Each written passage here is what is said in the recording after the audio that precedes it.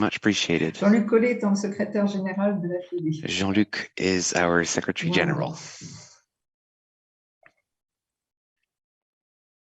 Donc, nous sommes déjà nombreux. J'attends, Very il est well. 14h04.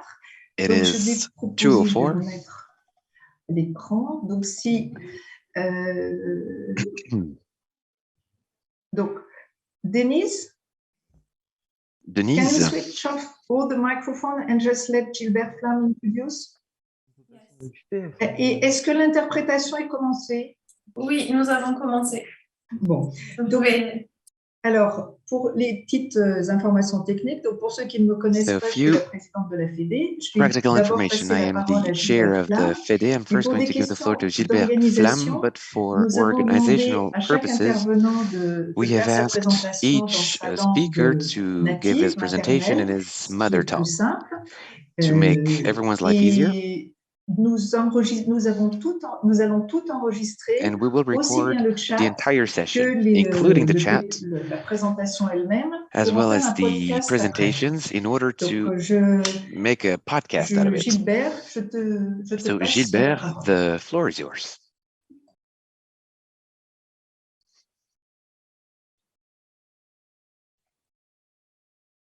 Gilbert, il faut que tu actives ton Gilbert, micro. could you please turn on your mic? Voilà. Yes, thank you.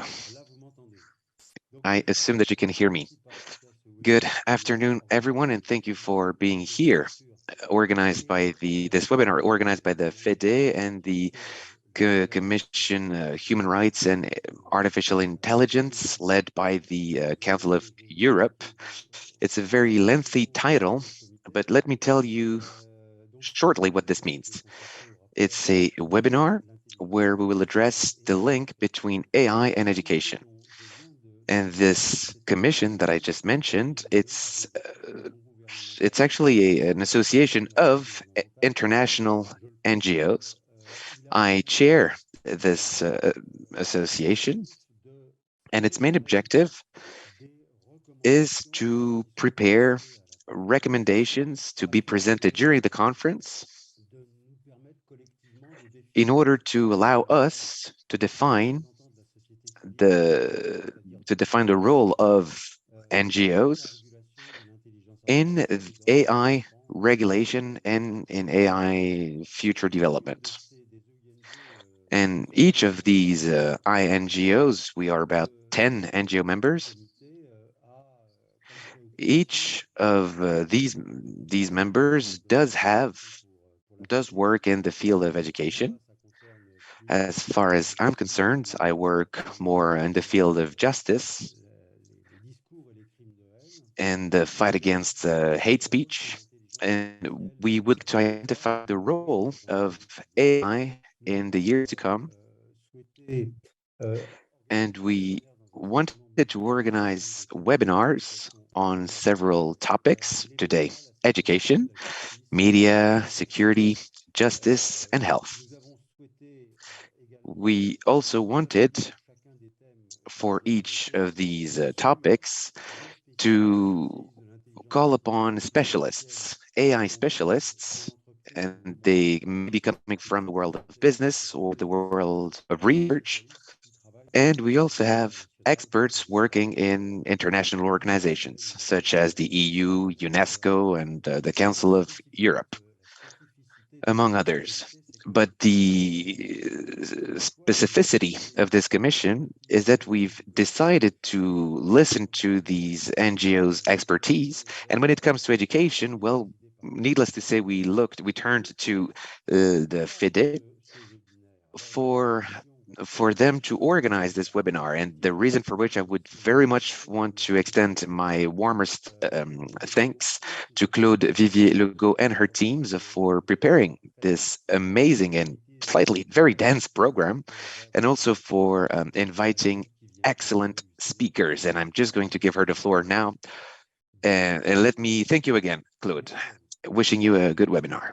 Merci, beaucoup, Gilbert. Thank you very much, Donc, je vous ai Gilbert. préparé un petit topo. Bonjour, mesdames, So, bonjour, messieurs. good Chers afternoon, représentants de la ladies and société gentlemen, civile et de la dear conférence des representatives CING of du the Conseil de civil l'Europe, society and of the chers conference of the étudiants et INGOs of the professeurs Council of des Europe, écoles membres de la dear FEDE, students and chers teachers of the représentants FEDE member d'organisations schools, dear professionnelles et representatives of sectorielles. professional sectoral L'équipe de la organizations, FEDE se réjouit que the FEDE 550 team is personnes delighted that issues de près 550 d'une vingtaine people de pays from more than se sont 20 inscrites pour countries participer à ce have séminaire registered to de haut participate in this niveau qui a pour high-level thème webinar éducation et on intelligence education and artificielle, artificial de intelligence, l'usage de l'intelligence the use artificielle of dans artificial l'enseignement, à intelligence in l'éducation, à education l'intelligence and artificielle. Et education lorsque je for dis artificial 550, je suis en intelligence. dessous de la And when I say réalité, car 550, I'm certaines actually organisations ont understating opté it pour une because some connexion organizations avec have opted rassemblement de for a plusieurs connection with professeurs ou étudiants multiple devant un faculty or grand écran. Donc, je faculty members or présume que notre students gathering in webinaire front of a rassemble large screen. So I au-delà des assume that our 600 webinar voire 700 has more participants. than 600, 700 La participants. Fédération européenne des écoles que j'ai The l'honneur de European Federation of présider est Schools, une which I ONG have the honor of internationale qui chairing, is an rassemble à ce international jour NGO, which 414 currently écoles has membres dans 414 39 member pays. schools in 39 La FEDE a countries. pour objectif The main principal d'accompagner objective of des the FEDE is établissements to d'enseignement support higher supérieur et education professionnels vocational training dans la mise en institutions œuvre de compétences in the professionnelles implementation of innovantes, innovative les hard professional skills, skills, the de so-called compétences hard sociales, skills, les soft social skills, skills,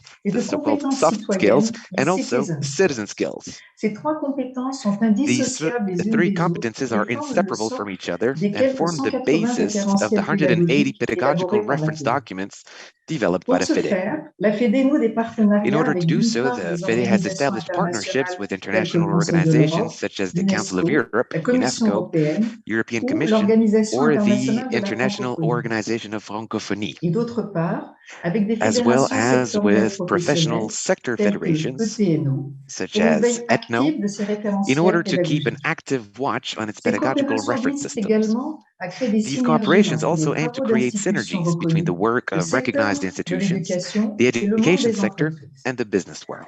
Depuis déjà 3 ans, la FEDE se pose la For 3 years question des now, the liens FEDE has entre been l'intelligence asking the artificielle question, et what are the links l'éducation between AI et and sur education? l'impact que And what about the l'IA impact aura sur le that triangle AI will pédagogique, have on the savoir, pedagogical triangle, enseignant that et is apprenant. knowledge, teachers, En and effet, learners? dans le rapport de Indeed, 2021 de l'UNESCO according to intitulé UNESCO's Intelligence 2021 artificielle report, et éducation, un Artificial guide pour les Intelligence and décideurs Education, politiques, a guide on for estime à policymakers, 6 milliards de dollars la AI will be valeur que worth an représentera estimated l'IA $6 dans billion l'éducation en in 2024. education by L'IA a 2024. un impact exponentiel sur AI is l'éducation, having an exponential générant des impact on opportunités, education, mais aussi de generating nombreux défis. opportunities, but also many Or, challenges. l'éducation à l'IA ne consiste Yet, pas AI seulement à education is not only enseigner et about à apprendre teaching en and utilisant l'IA, learning mais using aussi AI, à enseigner et à but also comprendre l'IA, teaching and la understanding littératie AI. That is IA, AI un mot literacy. qui est le même en anglais et en français. Word literacy being En the same in abordant à French and la fois la English. dimension And doing so technologique et will la dimension addressing both humaine, the souvent oubliée technological de vue. dimension and the Dans often ce forgotten cadre, la human FEDE, qui est dimension of membre du AI. Comité droits In this humains et context, the intelligence FEDE is a member artificielle de of la the conférence Committee des Human Rights ING and présidée Artificial par Gilbert Intelligence of the Flamme, Conference of INGOs of the Council of Europe,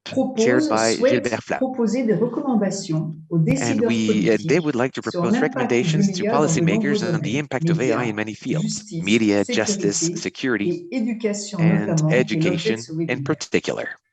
Après cette très rapide introduction After contextualisant la this réunion very d'aujourd'hui, quick je vais introduction vous présenter les 7 about today's experts qui meeting, I will présenteront leurs introduce the travaux 7 et leur experts who opinion will sur la present their thématique. work and their opinion on the topic.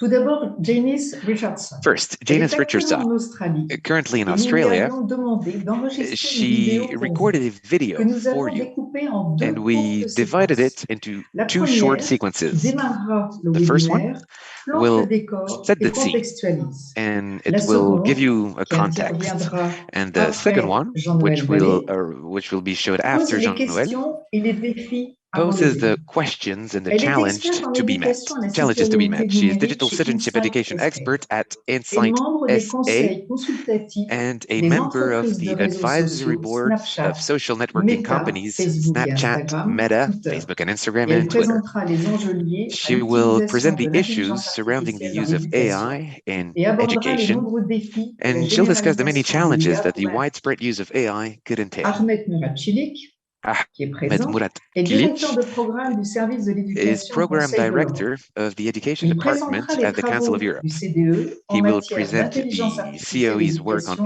à AI and digital citoyenneté citizenship numérique education du point de from a vue policy politique. perspective. Et j'en profite pour remercier Ahmed de And sa once again, I would like fidélité to thank aux Ahmed côtés de nos for travaux his et aux côtés des reliability, travaux des for his ONG. support throughout the years. Wayne Holmes Then est Wayne professeur Holmes associé à is l'université Associate à Professor l'University College at London University et est College auteur London. principal du He is the rapport du lead Conseil de author l'Europe, of the Council of Europe's Intelligence report, artificielle AI éducation, and une vision Education, critique à a travers le critical prisme des view droits humains, through the de la lens of démocratie human et de l'état rights, de droit, democracy, and publié the en rule of law. octobre It was published in 2022, October il y a 2022. à peine un mois. That is a Il est month l'un des ago. spécialistes les plus He is reconnus one of des the most liens entre recognized l'intelligence experts on the artificielle et links between AI l'enseignement and et education, abordera and he will le thème address d'aujourd'hui sous l'angle de la today's recherche. topic from a Le research professeur perspective. Jean-Noël Vallée Then est professeur de Professor Jean-Noël l'université, Vallée is a praticien university professor hospitalier, and chef de hospital practitioner, neuroimagerie et head stimulation of neuroimaging cérébrale, and cerebral neurosciences de stimulation l'adhésion. department and Il nous vision présentera ses travaux neurosciences. sous le prisme He will present suivant his work du under the jumeau following numérique des lens, systèmes from du the vivant en digital twin santé of living à systems in health l'hypothèse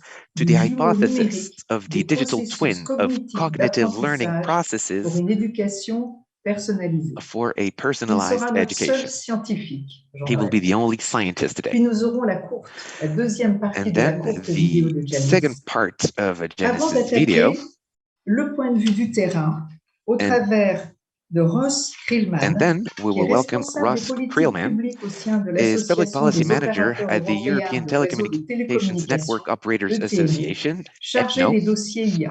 responsible Il for nous AI présentera le issues. travail de l'ETNO He sur will l'IA au present niveau ETNO's work européen on et AI abordera at la question European des level, compétences and et he'll address notamment the la issue pénurie of de main-d'œuvre skills, and in qualifiée particular, the en IA shortage dans of les entreprises skilled des AI télécoms. workers in telecom Et companies. après cette crainte et ce constat de pénurie de main-d'œuvre, And after nous clôturerons les this, présentations we avant de will passer la parole aux conclude, ONG et aux étudiants et aux we'll professeurs finish the par Emmanuel presentations, and then we'll give the floor Ferreira et lastly to Abdelhaim Emmanuel Ferreira and Abdelhaim excusez-moi, tous les deux docteurs en Arafrafi. intelligence They artificielle both are et professeurs au sein PhDs de l'école in membre de la AI FED. and professors at the FEDE member Ils school feront un état Next des lieux de Tech. l'acculturation à They will l'IA present the et state of the présenteront leur art opinion en of AI matière de acculturation pédagogie and their et de opinion on AI l'IA, pedagogy, notamment auprès des especially publics spécialisés.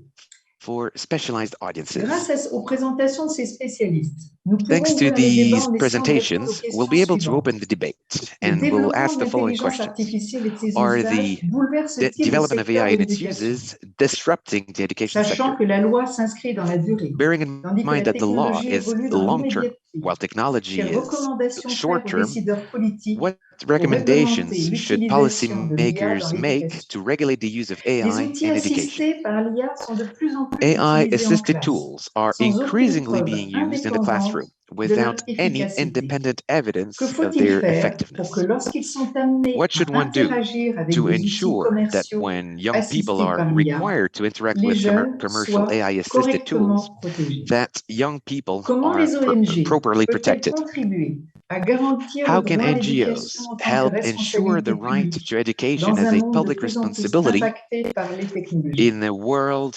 Enfin, increasingly tous impacted les by participants technology? souhaitant poser une question aux experts And peuvent le faire finally, via la chat box de all Zoom. participants wishing to Vous avez ask les a petits question to the icônes experts can do so discussion via et the nous vous Zoom chat invitons box on the à right commenter side et of your screen. rédiger dans cette chat And, box. and we Compte will tenu du nombre encourage you élevé de to personnes use inscrites et de this chat box. participants, And nous due to serons the high contraints number de of registered sélectionner, participants, veuillez nous we en will be excuser, forced certaines to interventions. select some of them. We apologize in advance. Cependant, nous vous proposons d'enrichir la chat box par vos However, questions et réflexions en we n'oubliant pas suggest d'indiquer votre nom et votre mail, to use the car chat la box FED with publiera your tous les questions actes and du reflections, webinaire and et vous les please mention adressera, your name ne and your serait-ce que email. pour The FED contrôle will et publish avis, the et proceedings of the aussi pour webinar. publication. Merci à toutes et à tous pour votre Thank you écoute. all for Excellent listening. webinaire. I Et je wish you a m'adresse à great l'agence qui nous webinar, héberge, Athénao, and I pour would vous also like to demander de thank démarrer Athénao avec la première vidéo d'introduction de 5 to minutes start de the Janice Le first Sartre. 5-minute video of Janice. Dennis, can you launch the video, please? Est-ce que vous pouvez lancer la vidéo? Merci. Good morning, everyone. Education is a fundamental human right. It therefore has to be safe, secure, transparent, accessible for all, before looking at the role of artificial intelligence in education, I think it's important to remember that 1.6 billion children across the world don't even have access to internet.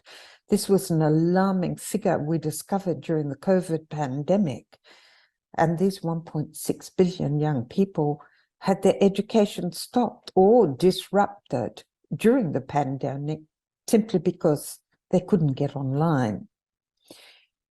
Let's look at the fundamental role of education. Why do we educate? How do we educate? And therefore, what tools can we use in education? Let me share my screen with you. Back in the middle of the 1990s, when we were really struggling to understand how we could begin integrating technology into education, the UNESCO Commission set up with under the leadership of Jacques Delors, decided that in fact education to be meaningful in the 21st century should be built around 4 pillars: learning to know, learning to do, learning to be, and learning to live together. The Council of Europe has further worked on this concept and in fact have come up with a model called the Reference Framework for Democratic Culture, where we see there are once again 4 areas: knowledge, skills, values, and attitudes. These are broken down into 20 competences. And I think it's important when we think of digital technology and artificial intelligence that we analyze how can we put across these competences? What sort of values, in fact, is AI bringing to education? We see, for example, in values, valuing human dignity and human rights, valuing cultural diversity, valuing democracy, justice, fairness, attitudes, openness to others, civic-mindedness. Is it possible then that we can integrate artificial intelligence in any way that it can inculcate the values, the attitudes, the skills, and the knowledge and critical understanding that are essential for the sustainability of life on our planet? 21st century literacy is very complex. First, we need functional literacy. Young people need to be more literate than ever to read between the lines and really understand what is being said in the information thrown at them. Media information, to work through those representations and really get a clear information, not an information pushed out by someone with a message to sell. Social emotional learning, we go back to attitudes and values. How can we teach this with AI and digital education? Digital, of course, it's absolutely essential for young people to understand how to use the tools of their time, but it needs to be done with the knowledge, with the pedagogy of teachers, because there are so many things they need to learn.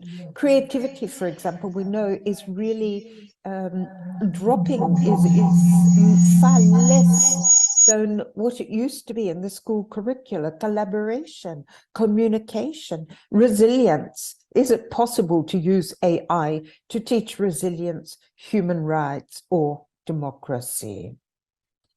When we look at the various levels of literacy, we began with functional, as I said, moved to a very important aspect of literacy, which is media and information literacy.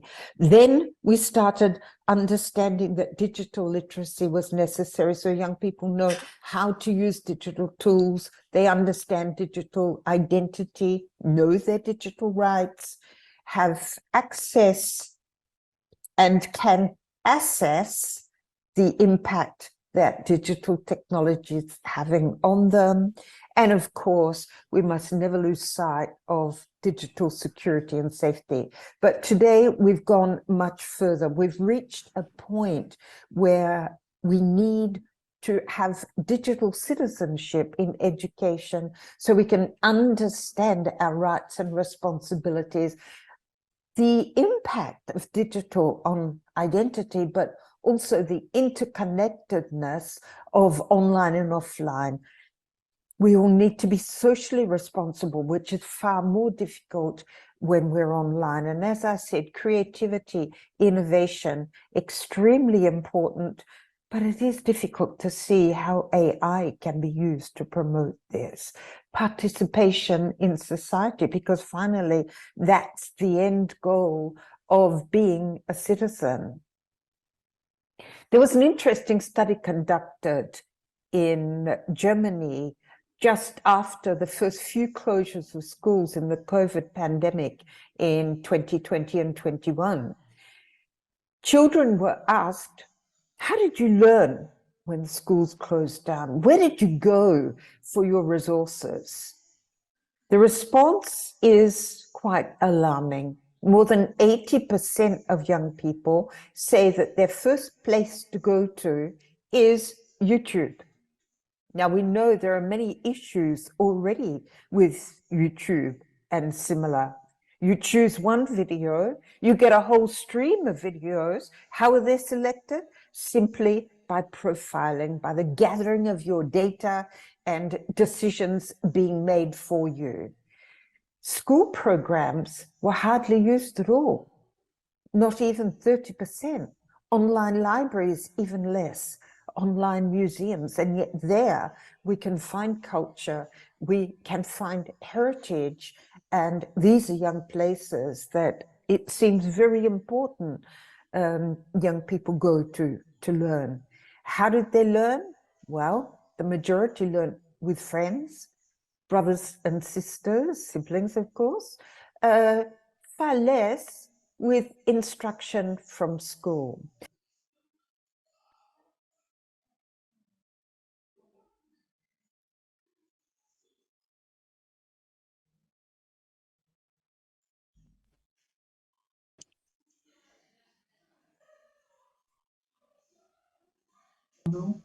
Voilà.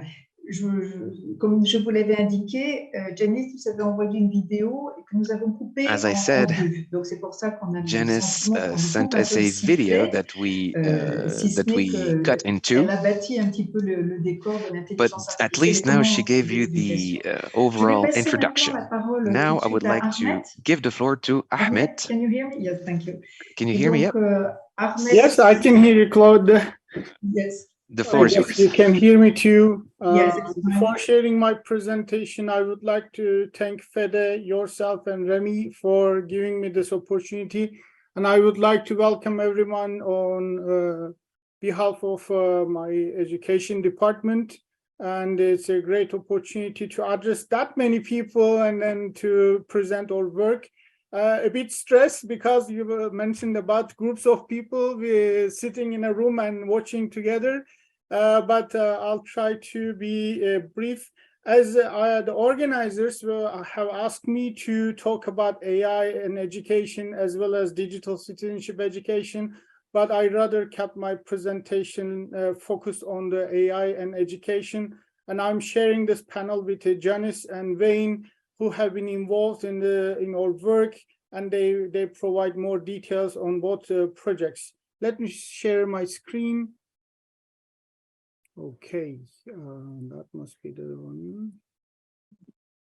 Could you please confirm whether you can see my presentation? Yes, everything is fine. I would just like to tell everybody that you can have the interpretation if you click on the map, the bottom, okay? Okay, so we can't hear you. Can you put on your... Can you hear me now? Yes, that's fine. Okay, sorry. I forgot to introduce myself. My name is Ahmet Murat Kılıç. I'm working at the Council of Europe's Education Department as a program manager. I'm responsible for a number of projects, including digital citizenship education, AI and education, language policy, and some other small size policy experimentation we are implementing at the moment. Today, I will briefly talk about our work on artificial intelligence and education. Compared to some other organizations or in the overall in the landscape, the Council of Europe has started, or we have started a little bit late, looking into the implications of AI in education or on education, but still in the early days, back in 2019, in our recommendation, or the Council of Europe's Committee of Ministers recommendation to member states on developing and promoting digital citizenship education, we have touched base on possible implications of AI. I would like to just go through with you some of them. AI, like any other tool, of course, offers many opportunities, like television, long time ago, or radio, or even more before that, or pen and paper. So, but it also carries with it many threats, which make it necessary to take human rights principles into account in the early design of its application. So, you know, what happens if you don't deal with the problems, or even before they happen, then they end up in a bigger scope and scale, and we have to find solutions like climate change.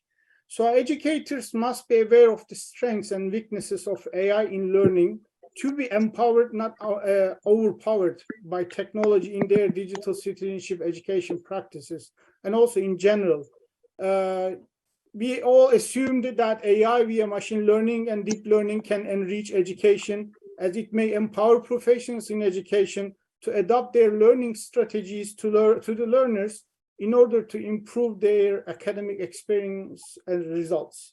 Basically, everybody talks about individualized learning, which then we discuss in our group that this doesn't sound as easy as this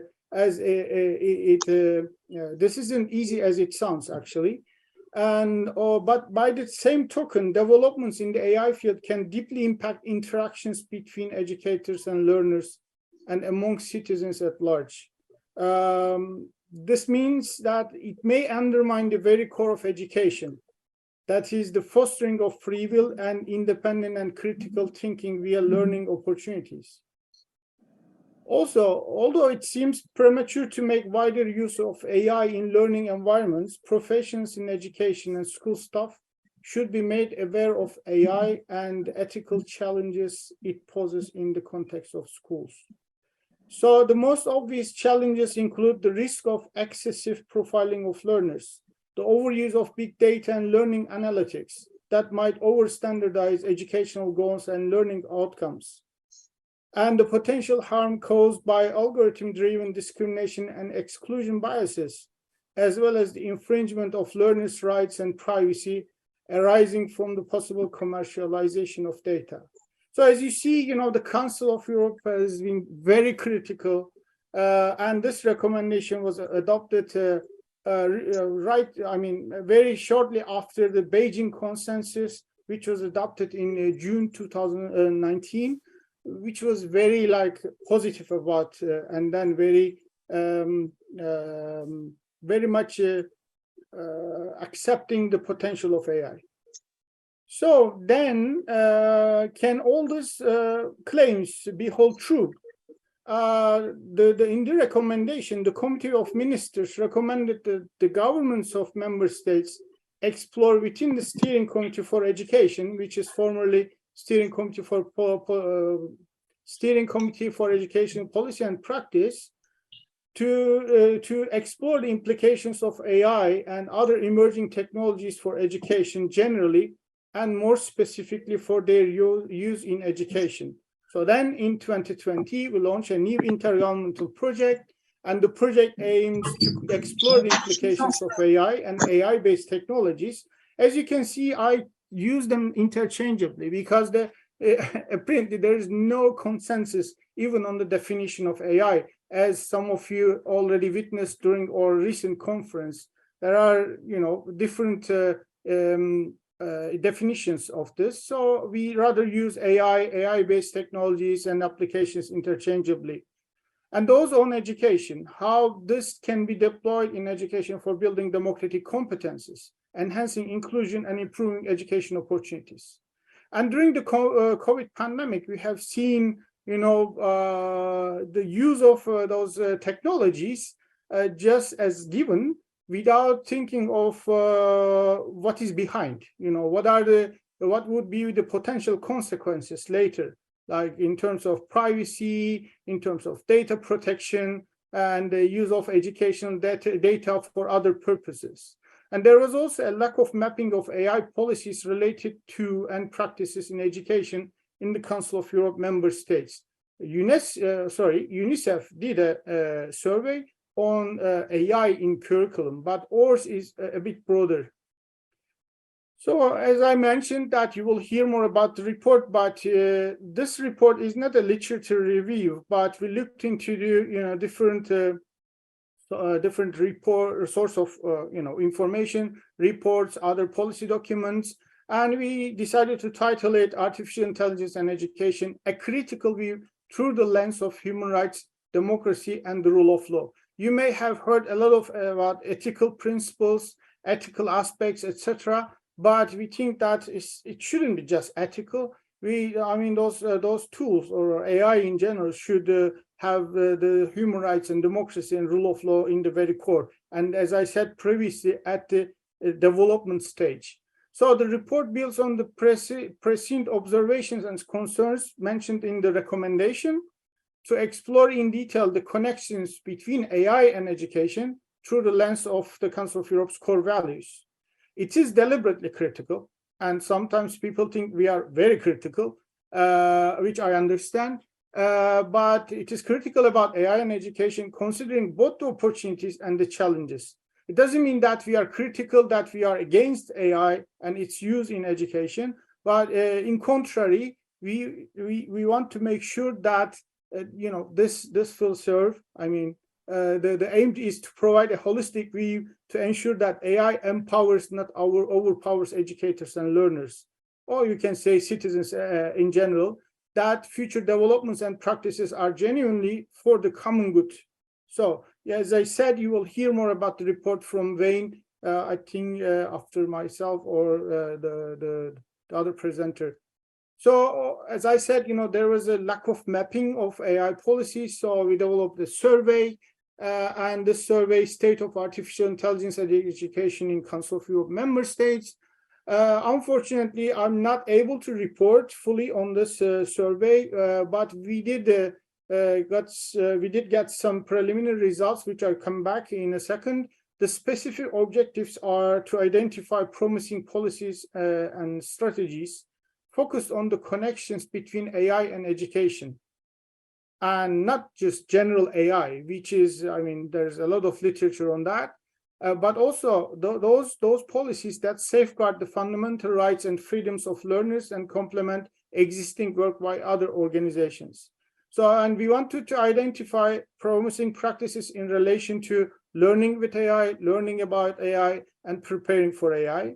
And also the results will facilitate basically what we are supposed to, or what we are going to do in the coming years. So we then, we will not be talking out of the blue, but we will be responding to the needs of our member states.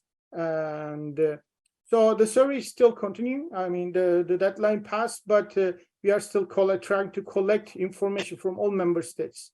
So the initial findings, which were presented at our recent conference, are general AI policies and strategies exist, but those covering AI and education are limited or non-existent in many countries. In terms of teaching about AI, the theme of preparing to live with AI appeared to still be something that is mainly talked about only in computing studies. So AI literacy is predominantly considered in higher education, and we don't see much of the presence of Council of Europe values in those policies, and governance of AI in education policies and strategies are few and limited, and not to mention about the weakness of monitoring evaluation at this stage. and budgets for implementation and evaluation of such policies are limited too. So last month, on 19 of October, we had this working conference to share the report with a range of stakeholders, including NGOs, academia, member state representatives, and even the private sector. Unfortunately, the private sector was not so present, at least the big tech, but thanks to the European EdTech Alliance, they were present, and we got much feedback from EdTech Alliance that will help us to to go further. So the aims of the conference were basically to discuss the application and teaching of artificial intelligence in education and put forward recommendations for action. So we will soon share the conference report with the participants, and publicly it will be available on the education website. And to bring together a wide range of stakeholders, I must say that FEDE is one of the organizations, NGOs, that is almost present in all of our policy work, not just through the steering committee, but thanks to the colleagues, they are responsive to all requests participating in working groups or development of policy documents. And also we wanted to present the report and the preliminary findings of the survey. There were two workshops. I will not get into too much detail, but there were two scenarios provided to the participants to discuss the teaching of AI in education and AI literacy, and from the three values of the Council of Europe. So some of the questions were like, what role does AI literacy play for whom, in which part of this process, from procurement to company product development, or which aspects of law may be relevant? What are the biggest fears and hopes of participants regarding AI literacy? And in the second workshop, we have the application of AI in education. And again, there was a scenario, and we asked the participants to rank issues related to data and AI literacy from their point of view, high or low or medium, which was also a very useful exercise and provided much insight to us. The exercise was motivated with the following questions. What are the issues from a human rights, democracy, and rule of law perspective that will arise in such a future of school? A school was presented in the case study. What are the most important issues?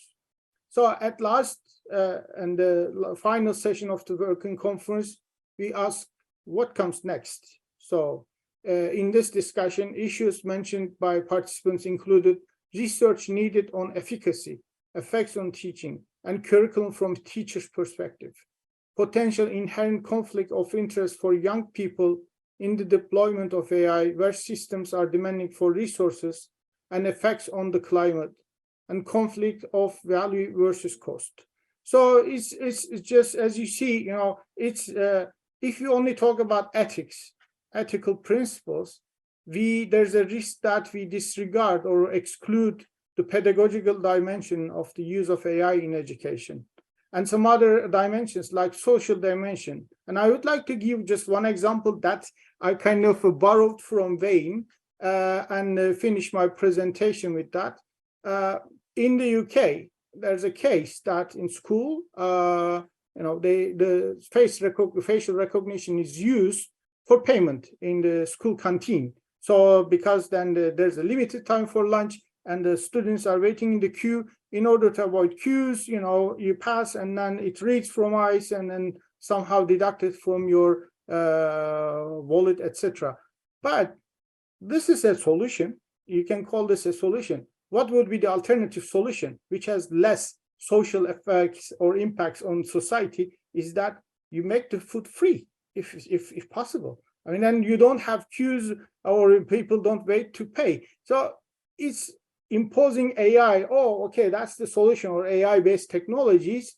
This is one thing, but also trying to find, broader, holistic solutions for societal problems or issues that is maybe more sustainable, in my opinion.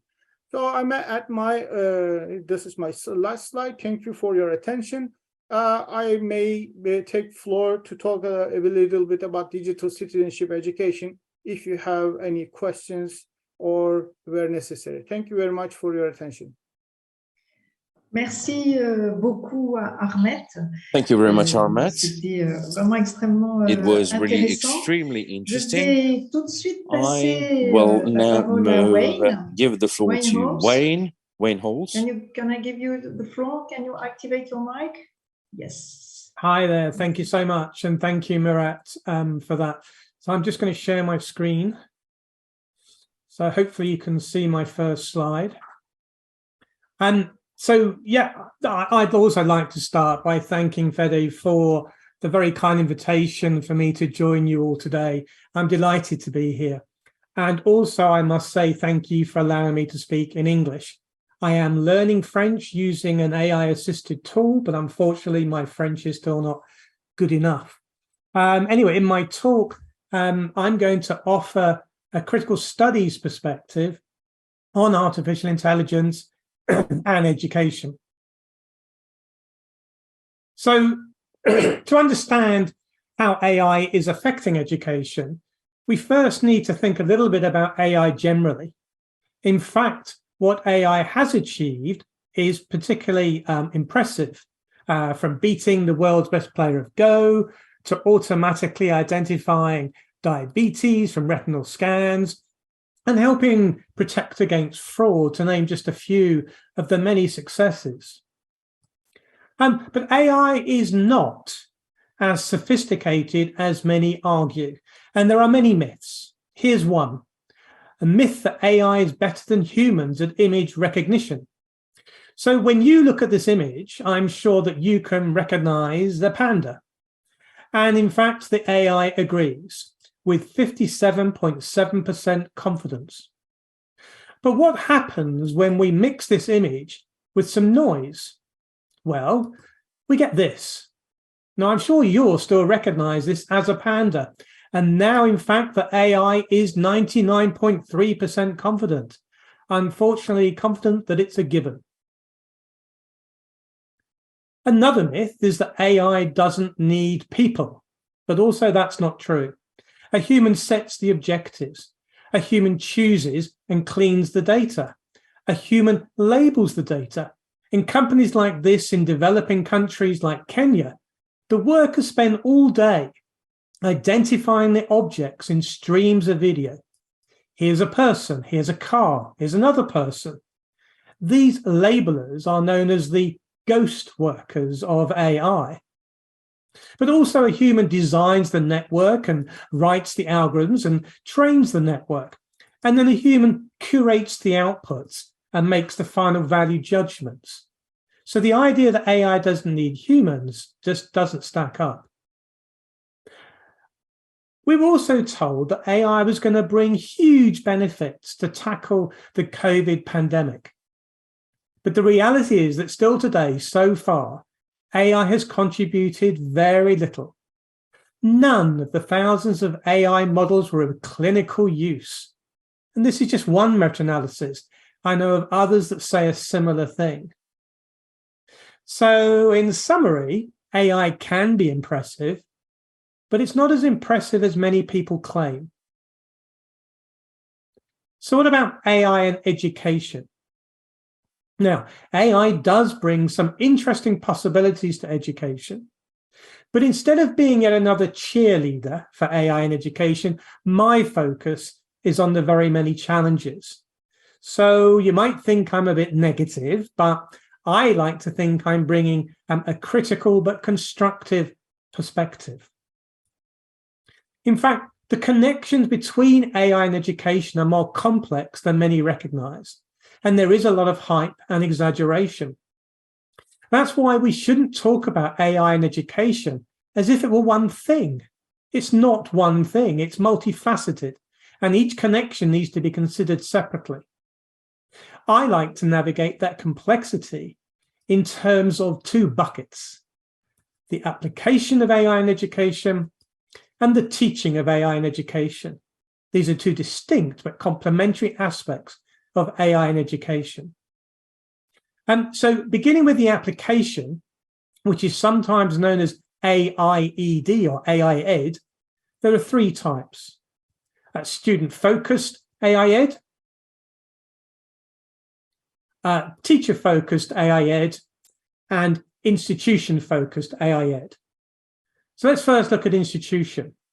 Now, institution-focused AI is most similar to the AI used in many businesses. It's AI for the boring back-end education administration tasks. It involves AI for recruitment, financial planning, and also some more education-focused tasks, such as admissions or timetabling, learning management, and attendance recording. Although important and growing, this has probably received the least focus by researchers or the commercial sector. And it's not really my area of interest. So what about student-focused AI? Well, the reality is this is where all the money is and where the focus has been for more than 40 years, which is why there are so many different types. I'm going to summarize just a few. To begin with, there's the so-called Intelligent Tutoring Systems, or ITS. The list on the right are just some of the multi-million-dollar funded companies that are already offering this kind of tool. In summary, the system provides the student with some information and an activity or quiz, and how the student responds determines the next piece of information, activity or quiz. This adaptivity means that in theory, every student follows their own pathway through the material to be learned.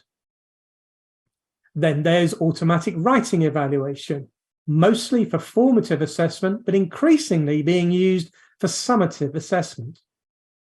There's also what I call learning network orchestrators, which use AI to connect people together, like Smart Learning Partner from Beijing Normal University. And what I particularly like about this tool is that it's the student who's in charge, not the AI. Then there's chatbots, which are increasingly being used to provide immediate support to students, mostly about practical things such as where's my next class. There are many other, as we've seen, student-focused applications. But what about teacher-focused? In fact, there's relatively little that's genuinely designed to support teachers. However, very recently, I have come across a few, although I've not been able to find out much about them. First, there's using AI to curate education resources, such as X5 Gone from my colleagues at IRCAI, and similar tools from IBM and the Lebanon. Then there's this tool, the AI Coach from Edthena and Gradescope, both of which aim to support human teachers as they mark assessments. But that's about all there is of AI tools specifically designed to support teachers, rather than AI tools designed to support students, which effectively aim to replace teacher functions. Moving on to our second bucket, the teaching of AI, what some call AI literacy for all citizens, from young children through to adult learners. This involves both the human and the technological dimensions of AI, but it's rarely seen that way.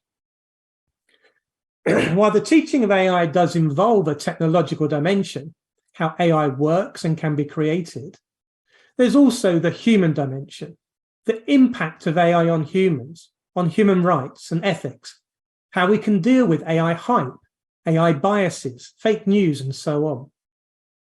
And I believe that the teaching of AI needs to bring together both the technical and human dimensions of AI, interwoven throughout any course. The problem is that all too often, the human dimension is forgotten or minimized, tagged on to the end of a course. So what kind of human issues am I talking about? Well, here's a couple of examples, and just think what impact these might have in education. First, there's AI's well-known human biases. And there's AI-assisted surveillance technology, which can undermine personal privacy. Many researchers are actually now focusing on the impact of AI on people, such as the AI Now Institute in New York, but rarely does the human dimension of AI feature prominently in AI education work. For example, in the US, there's the AI for K-12 initiative, which is developing an AI curriculum for US schools, which is focused on 5 big ideas, and societal impact, it's tagged on to the end.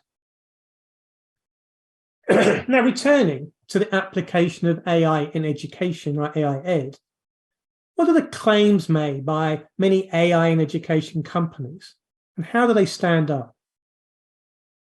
First, many claim that the AI education tools are intelligent, but I'm here to tell you they are not.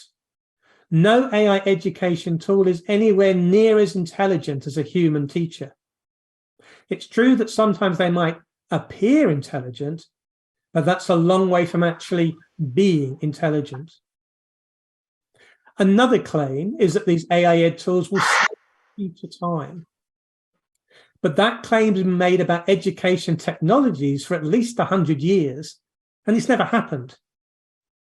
Of course, AI, we're told, is different, and AI tools will finally save teacher time.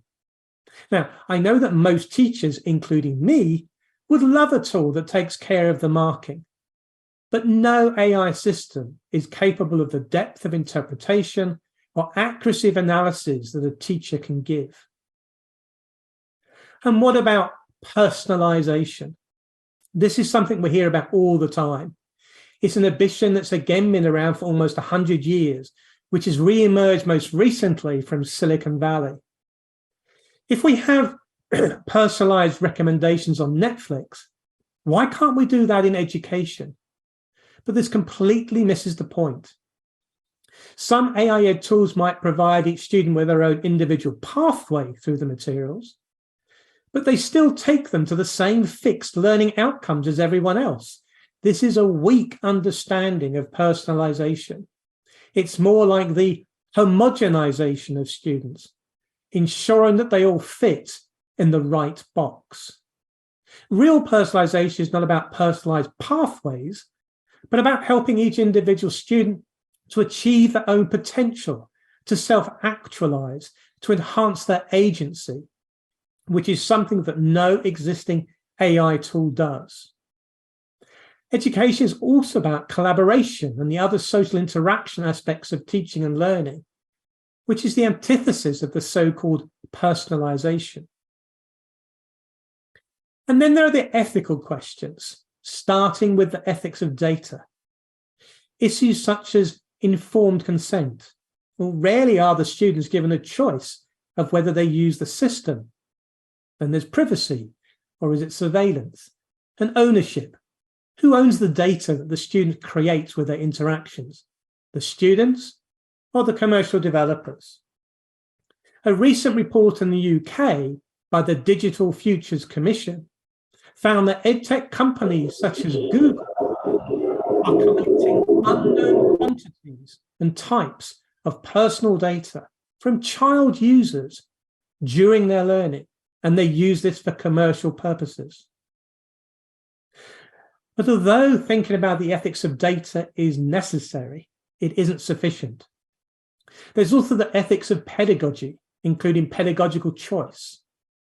Almost every existing commercial AI Ed tool adopts an effectively behaviorist or instructionist pedagogy. This is an extremely primitive approach to teaching and learning that involves spoon-feeding information while avoiding failure, and which ignores more than 60 years of pedagogical developments. Spoon-feeding also prioritizes remembering over thinking and knowing facts over critical engagement, thus undermining student agency and robust learning. AI Ed systems also disempower teachers, turning them all too often into mere technology facilitators. It also represents the commercialization of education by stealth, as education systems increasingly rely on education tools provided by the commercial sector. AI might also have negative impact on human cognition. The point is, we just don't know. Some tools also claim to detect the student's emotional state. The aim is understandable, to move a student from a negative emotional state to a positive emotional state to enhance their learning. But using AI tool to detect student emotion when it works, which it mostly doesn't, in my opinion, crosses a final privacy frontier. As does this, the use of AI to monitor or surveil student attention. In fact, this technology was stopped in Chinese schools a couple of years ago, but it's still being developed and used elsewhere, such as in e-proctoring. In the pandemic, e-proctoring companies saw their business grow massively, but it's hugely controversial. Intrusion, failing to work properly, preventing students taking their exams, exacerbating mental health problems. The point is that this is another example of automating poor pedagogic practices rather than using AI to develop innovative approaches. And I worry that this is the logical conclusion of current approaches to AI ed. When a child's born, why don't we just embed a microchip with all the world's knowledge in their brain? Or perhaps one day we'll be able to do it with a pill. Now, this might seem an exaggeration, but the chip isn't. Elon Musk and several companies are developing brain-based computer chips as we speak. However, again, this misses the point. It conflates education and learning with knowledge acquisition. But education is so much more than that.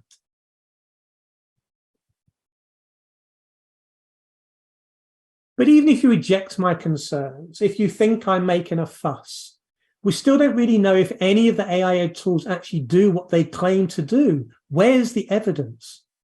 The reality is that almost no commercial AI ed products have been independently evaluated at scale. It's almost all just marketing. If the AI ed tools are so good, where are the robust, independent, randomized controlled trials? There are almost none. Now, having said all that, what some AI tools can achieve in education is impressive. The researchers have overcome some huge technical challenges. In a sense, they've managed to climb this huge mountain. But still, the tools that they've developed are very limited when compared with human teachers and contemporary pedagogy. And frequently, they're highly questionable. Perhaps most importantly, they ignore the bigger mountain of possibilities that AI might help achieve. Rather than automating poor pedagogic practices, AI developers need to leverage AI's amazing capabilities to innovate teaching and learning without compromising pedagogy or human values, to empower students and teachers, to support inclusion and equity, and all for the common good. In particular, instead of pretending that an AI tool is better than a teacher, which it never is, where are the AI-powered virtual exoskeletons for teachers that help them become super teachers? So far as I'm aware, there's little research into such a thing and no known commercial products. So all of this leads me on to the project that Murat mentioned that we've just started with the Council of Europe, which has been pointed out, has the pithy title, Artificial Intelligence and Education, a critical view through the lens of human rights, democracy, and the rule of law. As has been mentioned, this is a 3-year project that will hopefully end up with something like a convention agreed by the full council that would then be rolled out across all 46 member states. And we need all of you to contribute to help ensure that we don't go off for the wrong tangent, that we don't forget things that are important, that we don't make mistakes. So please do visit the website and please do comment. But anyway, here is a taste of our initial work. We looked at the 3 values. For human rights, we identified various issues, all of which need further attention. And these are just suggestions for us to think about. But first, using AI to help ensure a child's right to education, for example, addressing the lack of human teachers, can be a techno-solutionist approach. Yet technology is rarely successful at addressing social problems. Similarly, AI ed can undermine the child's right to dignity, to autonomy, to be heard, to not suffer from discrimination, to privacy, to be protected from economic exploitation, and to have the opportunity of redress. It can also undermine the rights of parents. So all of these human rights we need to consider And what about democracy? It seems obvious that to promote democracy and democratic values, AI-ed systems should support inclusion, open access, and equity. Yet AI-ed systems have been criticized for promoting individuals with its Silicon Valley-inspired focus on personalization, and for not reinforcing attitudes of partnership, solidarity, or respect. In any case, AI-ed systems, like all AI systems, respond to the engagement of past users. And as early adopters tend to come from privileged schools, the AI models can thus be heavily biased. And most strikingly, no commercial AI-ed systems have been developed to address democracy directly. And finally, the rule of law. The reality is that today, despite AI-ed tools being deployed in countries worldwide, there are currently no international laws focused specifically on AI and education, although AI is subject to human rights legislation. Now, this is why there's an urgent need for research on data protection and rights, legal implications of algorithms and bias, rights related to transparency. All of these things need to be investigated. And most importantly, so that our young people and other learners are not experimental subjects. Algorithm decision-making AI tools that are increasingly being used need to be specifically legislated before being more widely used. So we finished our paper with a list of key needs, things that we think need to be thought about more deeply, such as the need for more evidence and less hyperbole, appropriate regulation, avoid automating poor pedagogic practices, curricula that addresses both the human and technical dimensions of AI, ethics by design, multidisciplinary approaches, AI in education that prioritizes and facilitates human rights, democracy, and the rule of law. So, in conclusion, to be clear, personally, I'm not saying that AI or AI in education are always bad. I still believe that there is some amazing potential. But I am criticizing current applications of AI in education and the way things are currently developing. In my opinion, we need to change the trajectory. What do we want our education systems to achieve? Students with lots of exam certificates? Or independent, creative, critical thinkers who are able to help society develop most effectively for the common good? That's the choice. And that will help decide the right kind of AI in education. So what I am saying is that AI is amazing, but not as amazing as many people claim. AI is already having a major impact on education, and it has the potential to transform aspects of education for good. But if we're not careful, also for bad. We need to avoid simply automating poor pedagogic practices. We need to recognize that embedding commercial AI tools in classrooms is a commercialization of education by the back door. And we need to use the power of AI to develop innovative approaches to teaching and learning that address real problems. And thank you very much for listening.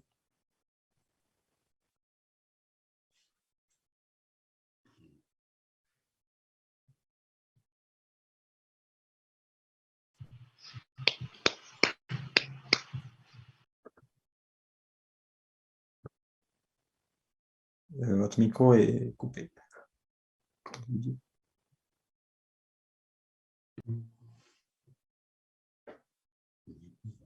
Claude, ton micro est coupé. Open your mic, Claude, please.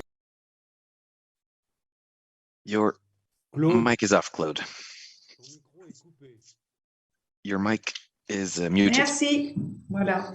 Thank you. C'est moi qui l'ai coupé. Merci Gilbert. Apologies. Thank you, Gilbert. Donc, je remercie Wayne.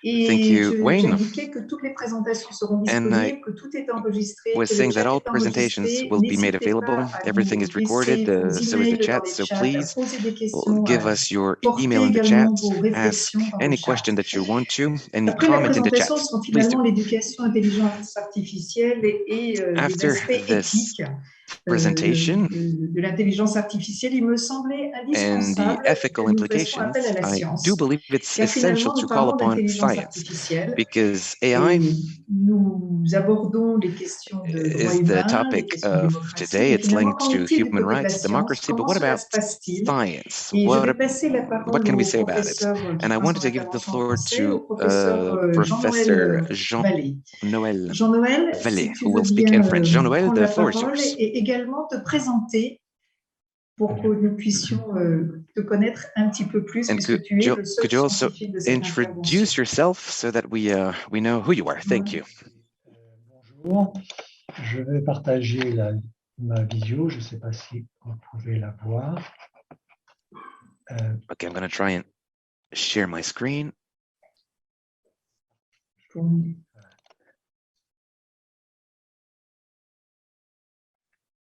On n'a pas. Voilà, ça y est, c'est Voilà, bon. ça y est, c'est Voilà. très bien. Vous m'entendez bien? Parfaitement. Donc, écoutez, c'est très bien. J'ai écouté, bien entendu, attentivement. I hope that you can hear me clearly. I listened with attention. My name is Professor Jean-Noël Vallée. I am a professor and a doctor in neurosciences, and I am also an engineer. Today, I work at the hospital in Paris in the neuroscience division and at the Neurovision Institute. I work on AI issues because these are tools that are very useful in our day-to-day work. I am going to give you this presentation because I'm going to give you a presentation about digital twins. Digital twins are becoming ubiquitous. They are in full development, and they will invade our world in the next decades. Let me explain what I mean.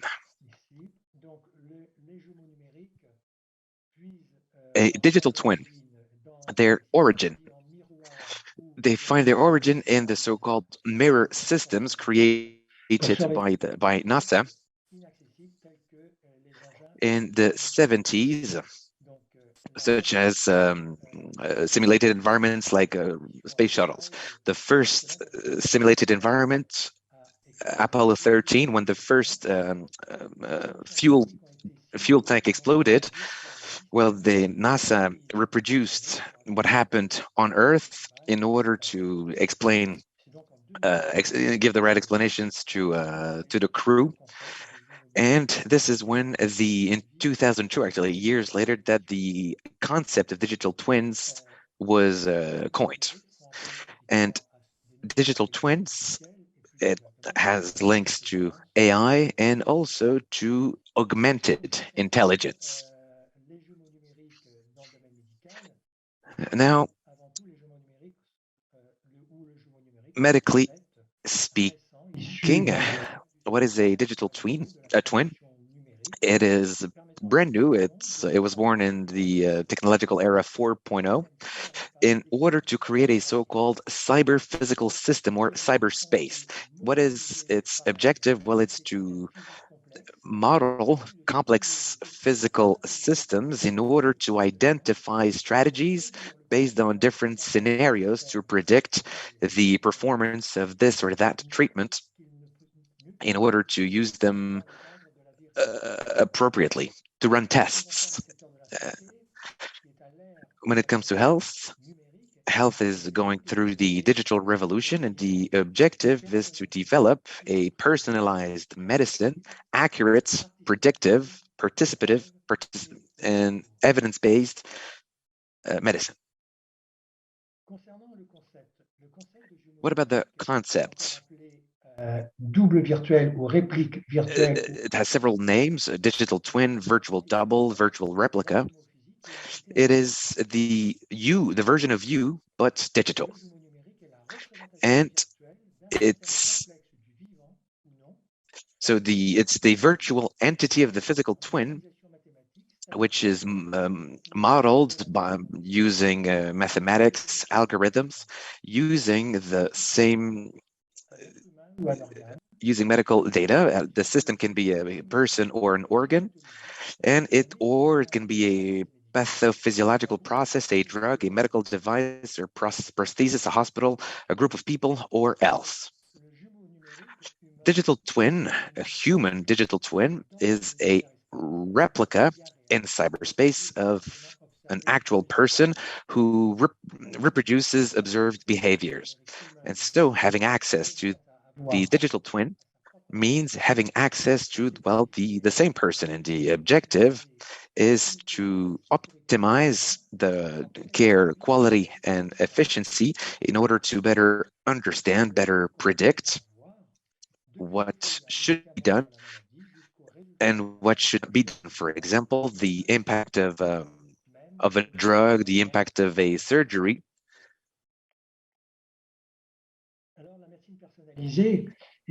Personalized medicine. Today's objective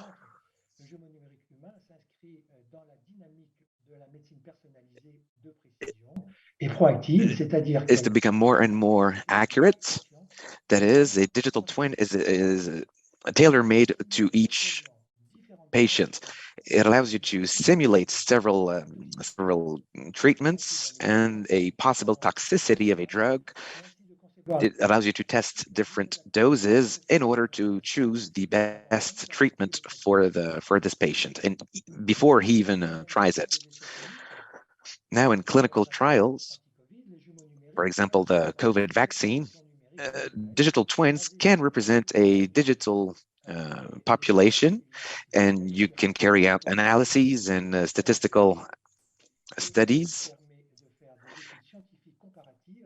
in order to carry out comparative studies with patients who do not exist yet, whose representation is true to reality. And the first time in the US, it was accepted by the US regulator. That is a study whose results are confirmed as if they had been done in reality on actual people. So what about the future? The idea is to drive down the amount of clinical trials on actual people and to increase the use of such digital twins. And needless to say, we use data which allow you to create a digital twin, and they are, so to say, a digital fingerprint.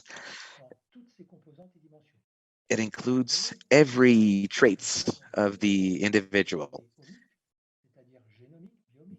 There, you could have gene-related, metabolism-related, biology-related data about literally everything. Metabolism, phenotype, morphology, functional, cognitive, behavioral, psychological, a colossal amount of data which can be used for medical imaging, for physiology.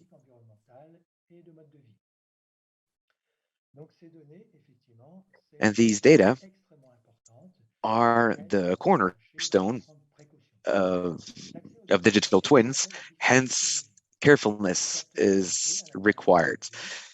And let us also mention the Internet of Things, the medical files. You can find data literally everywhere. And so megadata are stored in specific in data centers.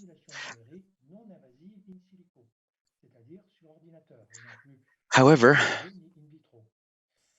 when creating these digital twins, are used 3D technology, augmented reality, virtual reality, deep learning, neural networks, and data analytics. What about the limits? technical limits.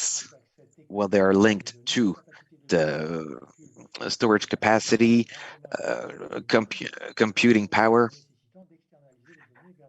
and the data needs to be stored on powerful servers. And what about the data quality? They are also linked to the type of software you used. Now, ethics and cybersecurity. These are absolutely important issues because data, health data are sensitive.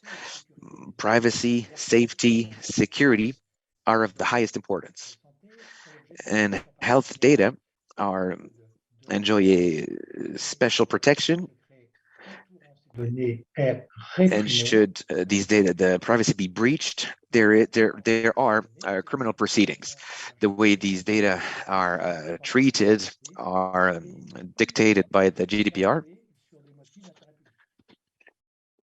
according to specific reasons.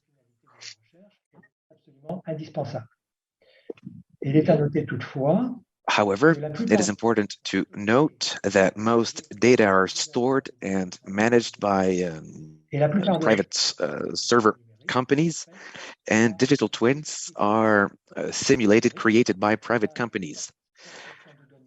There is a risk of leak of these data towards GAFAs.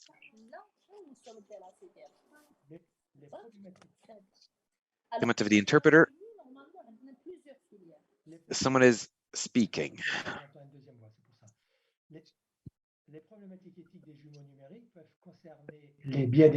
Ethical issues are related to the individuals, the populations. It can give more, but it has also pros, that is to improve care for at-risk populations.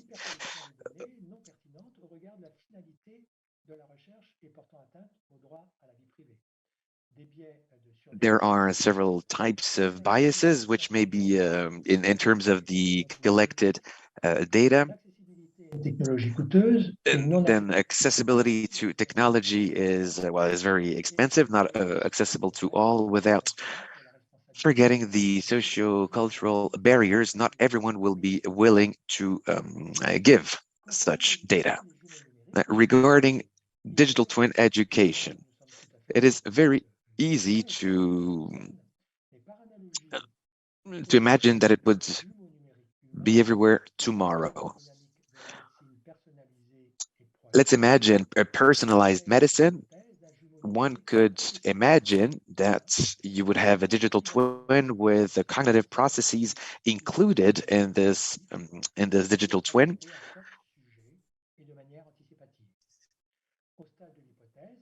And this would allow you to simulate several strategies to better understand cognitive processes for each and every individual, to identify pedagogical strategies for each patient. I tried to be synthetic. And to the point, I thank you for your attention. Merci beaucoup, Jean-Noël Vallée, pour cette Thank you information very much, scientifique. Jean-Noël Vallée, for this very scientific explanation. I will now ask Athénao to launch the second video. Avec toutes ces données, Jean-Noël, you slightly scared us with everything you discussed related to data and data privacy. So I assume that you will have questions later on. Can Athénao confirm that the second video will be started shortly? Merci. Yeah, thank you. Good morning, everyone. So whether we like it or not, digital technology, and to a very large extent, AI, is already in education. And online learning can be effective. For example, World Economic Forum conducted a number of studies and found that students can retain 25% to 60% of what they study when they learn online, compared to just under 10% in a classroom. E-learning, perhaps because of that, takes 40 to 60% less time, on condition, of course, that the child is applied, the child has self-management skills, is able to apply in a very independent manner to her studies. Critical thinking and problem solving are essential skills, and they will be the top skills in the next 5 years. But the question is, to what extent can AI in education develop this critical thinking and really allow the child, any child, to develop their problem solving skills? Successful e-learning strategies, as I said earlier, have to be built on inclusion, personalization, and intelligence of the instructor, of the educator, of the person who is guiding the learning, who is supporting the learning, and who is there to ensure that the values and the attitudes are retained. We did a study at the Council of Europe with 21,000 parents over 45 countries, asking, amongst many other things, what are the causes of concern for parents? And I think that these causes of concern very much echo or reflect the causes of concern that I have about using AI in education. The fake news. How can a child really learn to see through fake news? Where do they get that critical thinking if it's not through trial and error with the guidance of a teacher? Privacy, of course, is a huge concern. We all know that data has become a commodity, a marketable commodity. How do we protect our children from the capture of their private data if we are going to implement full-scale AI in education? I think there are 7 challenges to overcome. First of all, when a child is online, is doing any sort of activity online, reflection time is reduced to 0. And it's important to know that live streaming accounts for about 80% of all global traffic nowadays. We can post a photo, we can take it, post it in just 2 clicks, and it's disseminated to the world. Mobile technology brings another level of difficulty because it is so difficult to supervise what's being done when mobile technology is being used. And in Africa, 69% of all internet traffic is mobile. Critical thinking when using digital technology in learning is often hampered by language. Did you know that more than half of all online content is in English? The veracity and the plurality of information is lost because information is unbundled. You don't see one piece of information in a much broader context. Channeling, the sharing and channeling of news through social media multiplies the risk. Children will sit and look, we will all sit and look through reel after reel of content created by non-experts and thrown at us because this is what social media companies think that we want to watch. As I've said, where is the accountability of those creating the AI applications? Where is the impact assessment? And what about the social and physical ergonomics for young learners? A great part of education, of school education, is the social interaction that's fostered and the way children and young people learn to behave in society. I'm also extremely concerned about the neural impact of digital learning and of children spending so much time online.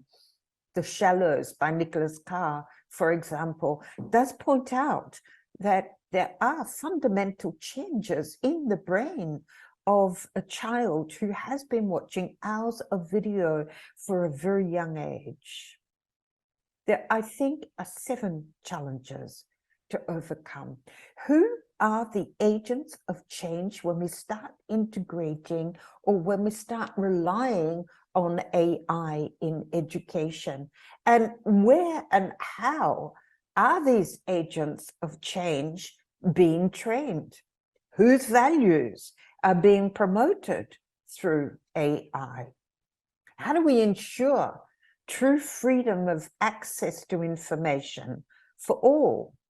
How do we bypass profiling to foster plurality? And what regulatory frameworks can be set up to oversee the design, the development, and the implementation of tools? And lastly, and for me, this is extremely important, where are the watchdogs? Who is there to ensure that we all understand our rights and responsibilities, that we are accountable for everything that we do online? If there is not a teacher there to support, to guide, and to help children and learners of all ages develop that resilience that is necessary for all the knocks that we do take in life. These are my thoughts on why I'm so concerned about using AI without the, I think that the watchdogs, without the regulatory framework that should be in place before we go wholesale into using it. I do, however, believe that we need to integrate digital technology from the very first years at school. When a child starts learning about health and well-being, they should also learn about the well-being of their online persona, how to protect themselves. This should be part of growing up in the digital age. Thank you for listening to me. If you wish, you can contact me at janice.richardson@insight2act.net. I wish you a successful conference. Thank you, Janice. Thank you, Janice. Donc maintenant, nous avons fait un tour, si je peux me permettre de faire le wrap-up. So now, if I can wrap up, we had a tour on all the ethical aspects, philosophical, scientific, and now we will get into the field experience from the professionals, and I will leave the floor to Ross Krillman of UTNO, and the time for Dennis to launch the PowerPoint. Could Ross turn on his camera? And I would like to ask all other participants to deactivate your mic and your camera. And Ross Krillman, can you introduce yourself? Yes. Hello, everybody. Can you hear me? Yes, we can hear you fine. With your permission, I will continue in English. I know that there is a simultaneous interpretation today. It's a pleasure to speak to you today. My name is Ross Krillman, and I'm a public policy manager at ETNO. ETNO is the European Association representing the major telecoms network operators in Europe. So among our members, you will no doubt know some familiar names: Deutsche Telekom, Telefonica, Orange, Proximus, etc. And sorry, this is some slides on, but maybe the third, this will do. Briefly, before I continue, I'd like to present to you today briefly our association and also our sector. Specifically, also a brief word on what our sector is doing on artificial intelligence. Then I'd like to look at the legislative landscape, which is our principal focus when it comes to AI. And finally, and most importantly, I'd like to talk about skills, AI and the telecom sector. The next slide, please. And the next one. In a nutshell, the association ETNO is based in Brussels, and we mostly work with the European Union's institutions, the Commission, the European Parliament, and the Council. And to give an indication of the scale of our members, we represent around 70% of the total investment in the telecoms sector in Europe, and we employ over 500,000 people. This is a significant sector and a sector which represents many highly skilled employees. The next slide, please. And the next one. Just to come back, these are some of the members. You may recognize the telecoms operator in your own country if you're joining us today from Europe. And the next slide, just to say that we also count a number of observers among our number who represent companies in the telecoms ecosystem who either are operators but not European, or European companies which are not network operators.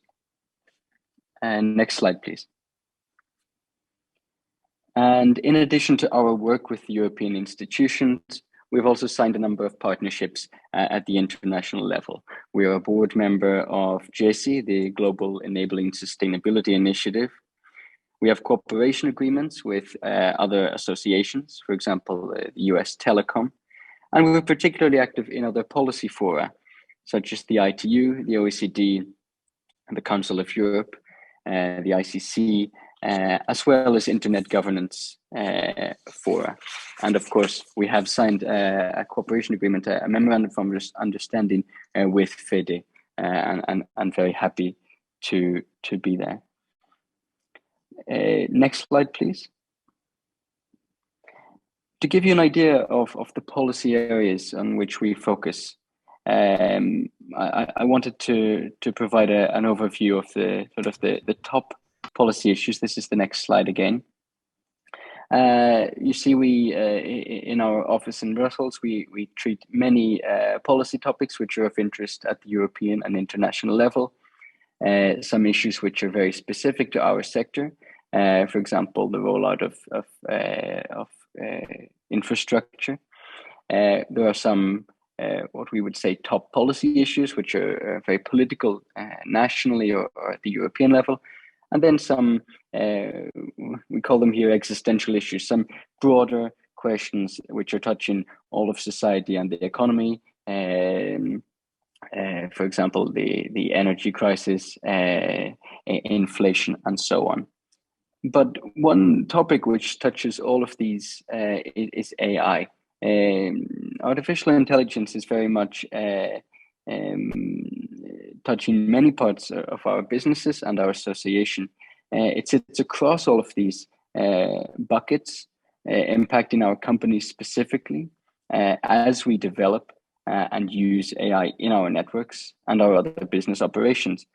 But it also forms an important part of the conversation in Brussels and the international policy discussion. Briefly, how do our companies use AI in a very broad manner of ways, not only in the operation and the management of our networks, but also when it comes to energy efficiency, fraud detection, and customer service. But our association is an association of public policy experts. So I want to look at how our lawmakers in Europe and beyond are dealing with emerging technologies, and where is the link and the fine line between regulation and innovation. I don't want to repeat too much of what has been said, but the policy landscape in Europe is framed by a number of initiatives coming from different bodies. At the global level, sorry, next slide, please. At the global level, the OECD did and continues to do considerable work on AI, captured in the OECD's AI Policy Observatory. And indeed, the OECD definition of AI has been used to inspire legislative projects at various levels. We've heard today from the Council of Europe, which has also led the way on dealing with AI within the context of its own remit, the impact of and regulation of AI when it comes to democracy, human rights, and the rule of law. And on this point, something that our association follows very closely is the Committee on Artificial Intelligence. The Council of Europe upgraded its ad hoc committee on AI to a full committee, which is now in the process of drafting a treaty on AI, whose work is ongoing. And for ETNO, the most concrete and impactful piece of work on AI is in the European Union. The Artificial Intelligence Act regulates how to define what is high-risk AI and how best to regulate its use on the market or to ban it, as the case may be. The EU is also working on updating product liability and safety rules to take into account the innovation of AI, which has been something of a paradigm shift for liability law. And indeed, the European Parliament has also produced a number of reports on various aspects of AI, including education. And finally, on the work ongoing in Europe in AI, another facet, and by no means the least of the many ongoing projects, is the work happening at ministerial level between the EU and the United States administrations in the context of the Trade and Technology Council, which seeks to find regulatory synergies between Europe and the US, including on the important topic of AI regulation and standardization. So I've given a bit of a picture of the many projects, the legislative and regulatory projects on AI in Europe, which our association as an important user and developer of AI is involved. But I want to touch on a very important point, which is skills. Next slide, please. And the next one beyond that. 2023 is the European Year of Skills, and this touches many areas. One thing that I want to talk about is the digital decade. In 2021, the European Commission set some targets for what they call the digital decade. For the 10 years ahead, things they want to see to achieve a digital economy and society in Europe. And part of this is about making Europe's business, public sector, more equipped for that digital age and for the green and digital transitions. And a major part of this, one really important section, is skills, which includes ICT skills and the skills to design and work with AI. By 2030, the European Commission wants to see 20 million ICT specialists in Europe, with a much higher proportion of women in that sector than today, and 80% of the European population having basic digital skills. And as I say, 2023 is the year of skills set by the European Commission, and this is receiving very high political attention. It will be discussed at a meeting of the Council on the 6th of December. Coming back to our association and our sector, ETNO members invest in our society not only through the deployment and maintenance of next generation connectivity, and by this we mean fiber and 5G, but also through investment in skills and rewarding employment. In fact, the telecom sector is seeing a shift in the type of skills needed to work there. A greater emphasis on higher skilled ICT experts, which has also encouraged programs in tandem with academic institutions and has boosted in-house internal upskilling programs to retrain and provide new skills for existing employees. And indeed, this is one of the reasons, the fundamental reasons why ETNO has a memorandum of understanding with FEDE. We intend to create synergies to facilitate students' access to professional opportunities in what we believe is an exciting and evolving sector. And we want to meet the skills requirement of our members, the companies, to ensure they have the qualified workforce they need in the future. And perhaps a final message to students and those looking for opportunities in the tech sector today. The telecom sector in Europe is at an extremely interesting moment, adapting to the challenges of digitizing the economy and society as a whole, and meeting the goals of transforming the way we live and work. and also contributing to reducing society's impact on the planet. Telcos are an extremely fascinating place to see that change and make it happen. And the way we get there, the way you get there, is of course through skills. So thank you very much for your attention. I'll finish there. Thank you. Merci beaucoup, Ross. Thank you very much, Ross, for this interesting presentation of your association. Je remercie également les écoles qui sont des classes complètes qui se sont connectées. Je sais que ça n'est pas facile. The schools and classes that managed to connect, I know that it was easy for them to have a video connection. I will now give the floor to the last intervention of this panel, which is the Nespec School, member of FEDE, and Emmanuel Ferreira.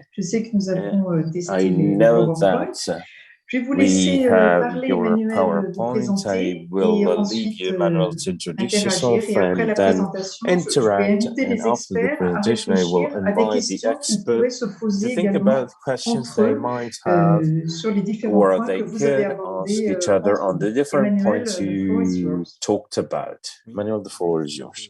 Yes, thank you very much. I will be speaking in.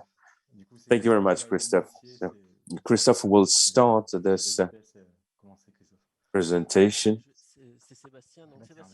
Yes, Sébastien Bruyère, responsible for the IT pole in the Pertuis campus in Bocuse, France. Just to introduce you to the structure, and then we will talk about the topics that we all like and interest us. Thanks very much to the FEDE for giving us the opportunity. So next step is a training center on two sites. We propose a training going from high school to 6 years into doctorate and so on and so forth. The tertiary sector, so for the IT pole, we have 20 experts. Emmanuel and Adem, they are both a doctor in IA, and they will be able to show you their work in the master that we are organizing with the Federation of School, Big Data, and Artificial Intelligence. I will leave the floor to Christophe, who will give us some information about the software pole, and then we will continue. Yes, hello everybody, Sakofri. I look into everything that is software development. We have a developer courses, then bachelor, then master. We decided to have a intelligent application and big data course as well, to give the opportunity to give new skills, innovative skills for the market, for our youngsters.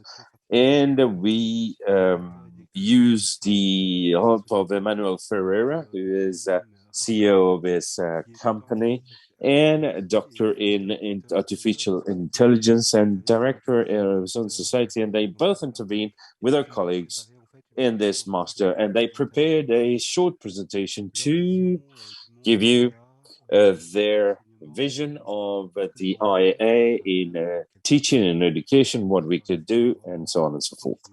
I will leave them the floor, and they will take care of the slides.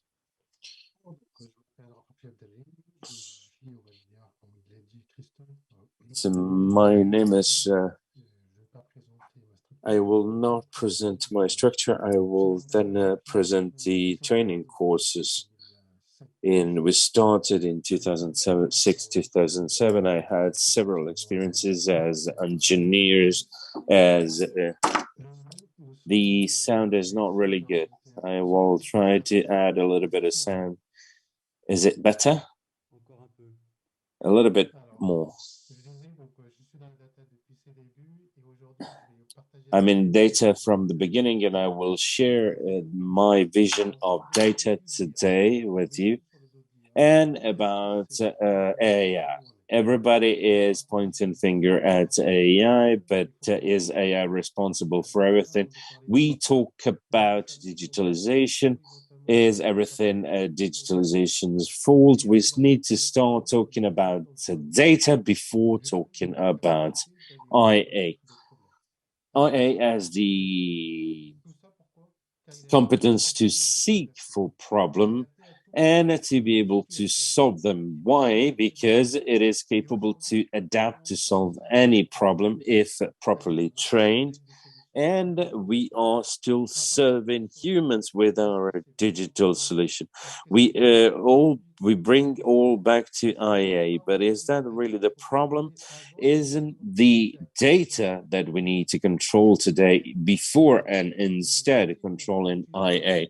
IA is just a tool that we use today to digitalize, but if we want to control something, we need to start by controlling data. Data, as you said, is everywhere. Data is on YouTube. The quality of the video that is in YouTube is that because of the IA, the sound is still lacking. There is an echo. It's like your sound is mono and not stereo. It resonates. Is now better? It's better. It's stronger anyway. It was because of the camera, so it was on the camera, so I moved to the microphone. All the problems are linked to the IA, but not all problems are because of the IA.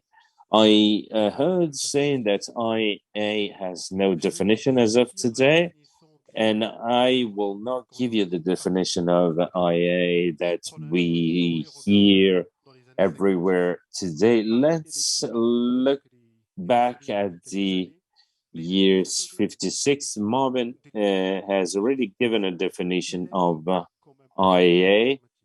It is an IT program. He put the first step in 56 saying that IA is about programming. But it's a programming that has the capacity to adapt to the problem and try to understand how human work, how a human can solve a problem. And they will try, and the IA will try to simulate a human, and it's trying to simulate a human to be able to solve more problem. And this is the definition given by Marvin Leminsky in 56. AI scares everybody. Everybody is telling you that AI will replace you. But if we look into it, what is AI? AI is a system to intelligently treat data that has been put there by something that was programmed or directly by a human. So before we start and try to control AI, let's look first at data. Let's look at the data you have in your hand. Is the data quality-wise good? Is the data clean? Biases are everywhere. Of course, they need to be corrected during the training of the AI before it is given to everybody. AI is a tool that can become dangerous. AI, if in the hands of the wrong people, can become a tool destroying things, taking out justice. But then if you have a system behind that controls the data that you feed the AI, you can avoid all of that. We were talking about democracy. Why are we lacking in terms of democracy? If we look at open data, look for open data reports, or today the quality of the data in open data is not good.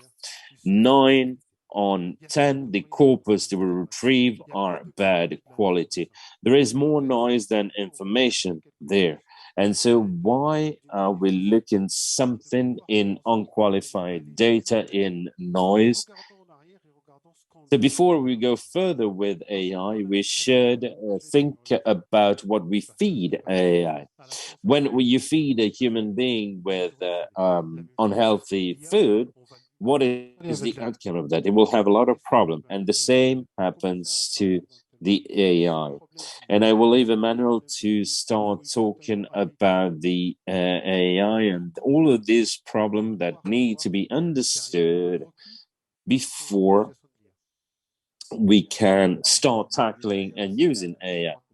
Thank you very much. We need to know what it is. IA is a really large domain, a really large sector. We could go beyond 1950, but it is a language that is the machine learning and data. This is the sector that will develop around the 90s. And we will talk about a phenomena today that had a resurgence in 2012, deep learning, the capacity to tackle really more complex models. And in 2018, the revolution of the Giga models. There is a massive data over the internet, and what hype there is today is around these topics, these themes, part of broadly AI. You need to know that if you want to move to the following slide, you need to know that AI today is the question is not should we teach it, but AI is paramount today. We manipulate AI without knowing it today. Today, our smartphones, Netflix, everything that we look, that we search, that we watch, activate some IA tools. Resources is highly accessible today. We cannot ask ourselves the question, should we use it or not? There are so much code available in open source. We had tools that are accessible. There are results at the demand, results like DALL-E. I think you have seen this tool allowing you to develop images from text, or Galactica that was shut down 3 days ago. So we can find IA as easy as we breathe today. The application is as broad as you could imagine through Giga models, and it has been illustrated by all the speakers. It opens some really strong societal questions. Of course, it presents outstanding opportunities, but at the same time, it has risks because it is not perfect, it is not magic, and it has to also to be regulated. There have been some attempts to do that, and that is fine. So we need to teach not about the hype, but how to teach this duality, the opportunities versus the risk, and the societal impact, and the critical aspect that has been said by the previous speaker. In our training, you need to know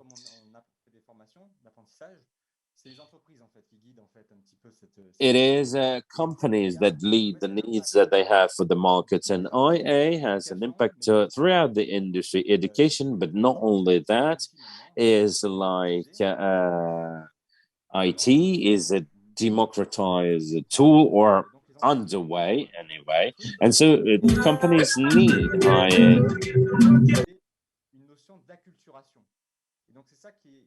But you need to get acquainted to it.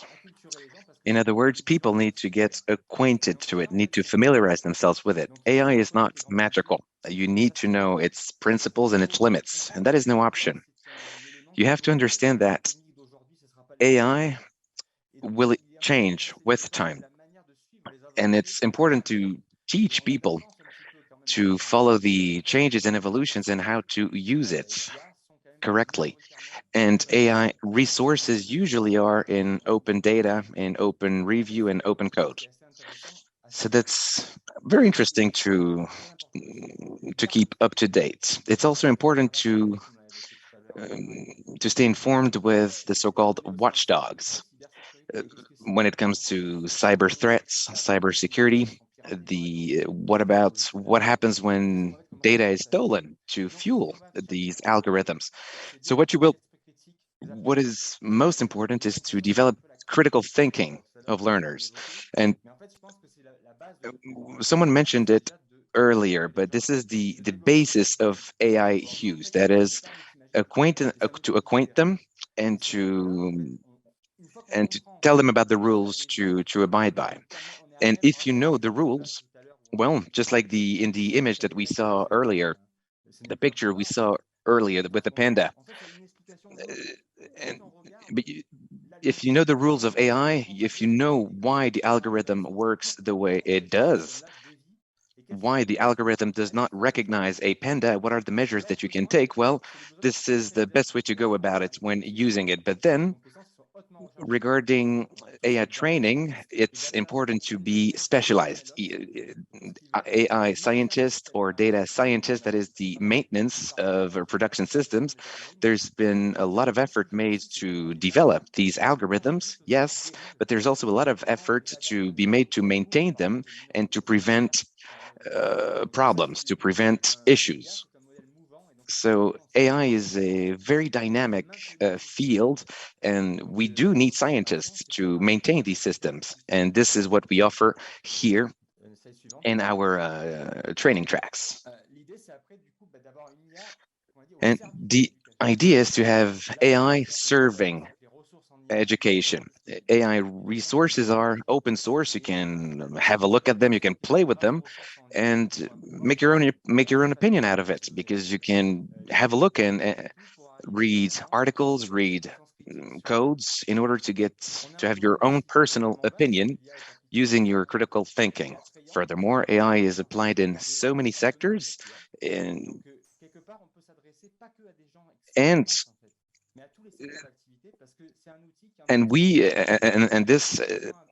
this training is actually for anyone. You don't need to be a computer geek. You don't need to be an expert in math. It's quite open, and now I am going to wrap up. Our tool here is a tool for trainers. Wayne Holmes mentioned it earlier, but there are some tools who support you for pedagogical training. Sure, they do have monitoring, but sure, they do have some biases, but they can support you, personalize the monitoring while, needless to say, maintaining the necessary watchdogs. But these tools need to be manipulated, used with care, because AI is already present. You can cheat, you can write a text using AI. So we do need tools which take the presence of AI into account. Therefore, a trainer needs to know how to identify these possibilities using AI tools in order to identify AI tools used by students. So it is possible to create a virtuous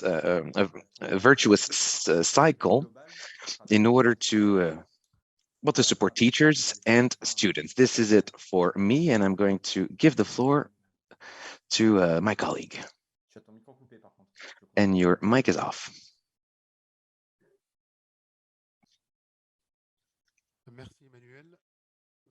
Thank you very much, Emmanuel. Year 23 is the year of skills and competences. How will we teach this very new and needed topic, data science? How do we get people to enroll? And data science, will be in high demand on the job markets with very specialized skills. Before training IT specialists, mathematicians, this is what it used to be. Universities were very specialized in a given track, and at the end of which you would be, let's say, an informatician, mathematician, statistician. However, data science cannot be taught without three pillars: teaching IT to allow people to look for data, because behind data science, there is data. You need to find data. You need to know where it is. You need to know where to get it. And this requires competences in order to look for and get the data you need. And in order to look for a piece of information, you also need to know why. What will you do with this data? What objective are you pursuing? If you tell an IT specialist, please write a code. Why? Why would he? Why would I get this data? What is the end game? What are the rules and the measures we need to make sure are respected? And I am one of those IT specialists. I was this is how it used to be my first job, and this is why I hate it. We need to know why we are doing what we do.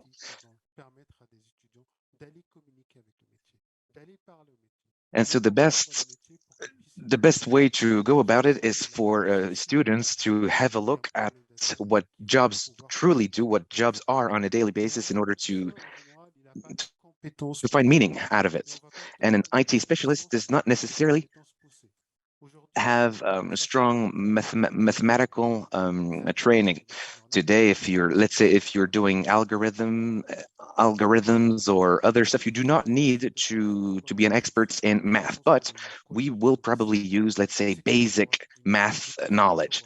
What about the equation of a straight line?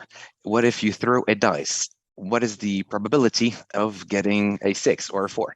Let's say basic math that we already all know. We learned it at school, in high school, and elementary, and this would be enough for an IT specialist to become a data scientist.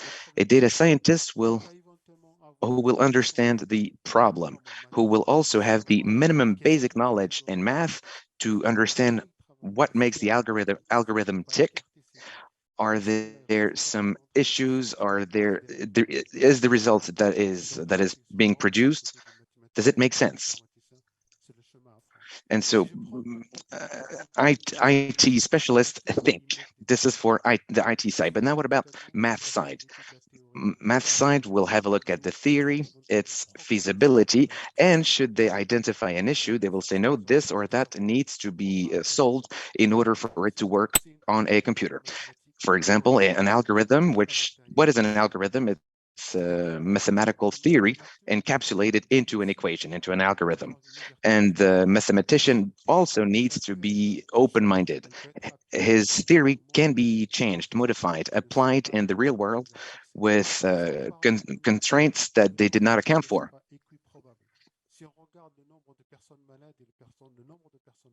If you have a look at how many sick people and healthy people there are,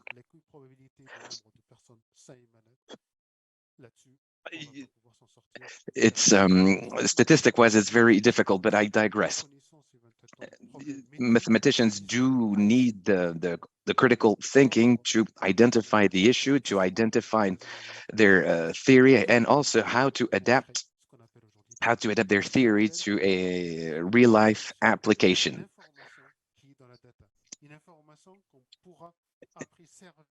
That is using the data in order to serve a purpose. And so, per se, the job, let's say an IT specialist, let's say if you have two people in front of you, you have an IT specialist and a mathematician.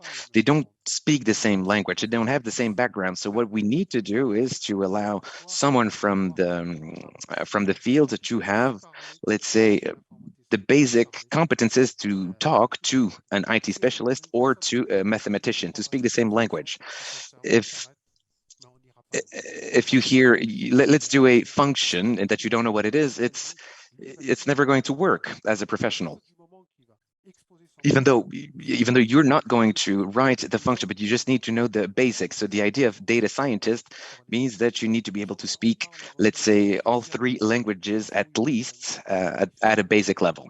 So my point is, it's all about associating, about bundling skills. And so data scientists, is a little bit an IT specialist, a little bit a mathematician, and is also someone from the business world. He's someone who is solution-oriented, quick, efficient, and using algorithms which have been around for some time, which have been tried and tested, but who knows how to use them. As long as you know how to use these and where to look the right data, but then that's it. And once you've understood this, you have dozens and dozens of possible jobs for you. So a data engineer is someone who will qualify a data, qualify that is giving quality to a data, because the quality of the end result depends on the quality of the entry data. A data scientist can talk to a banker, to a mathematician, to talk to a health specialist, someone who can adapt.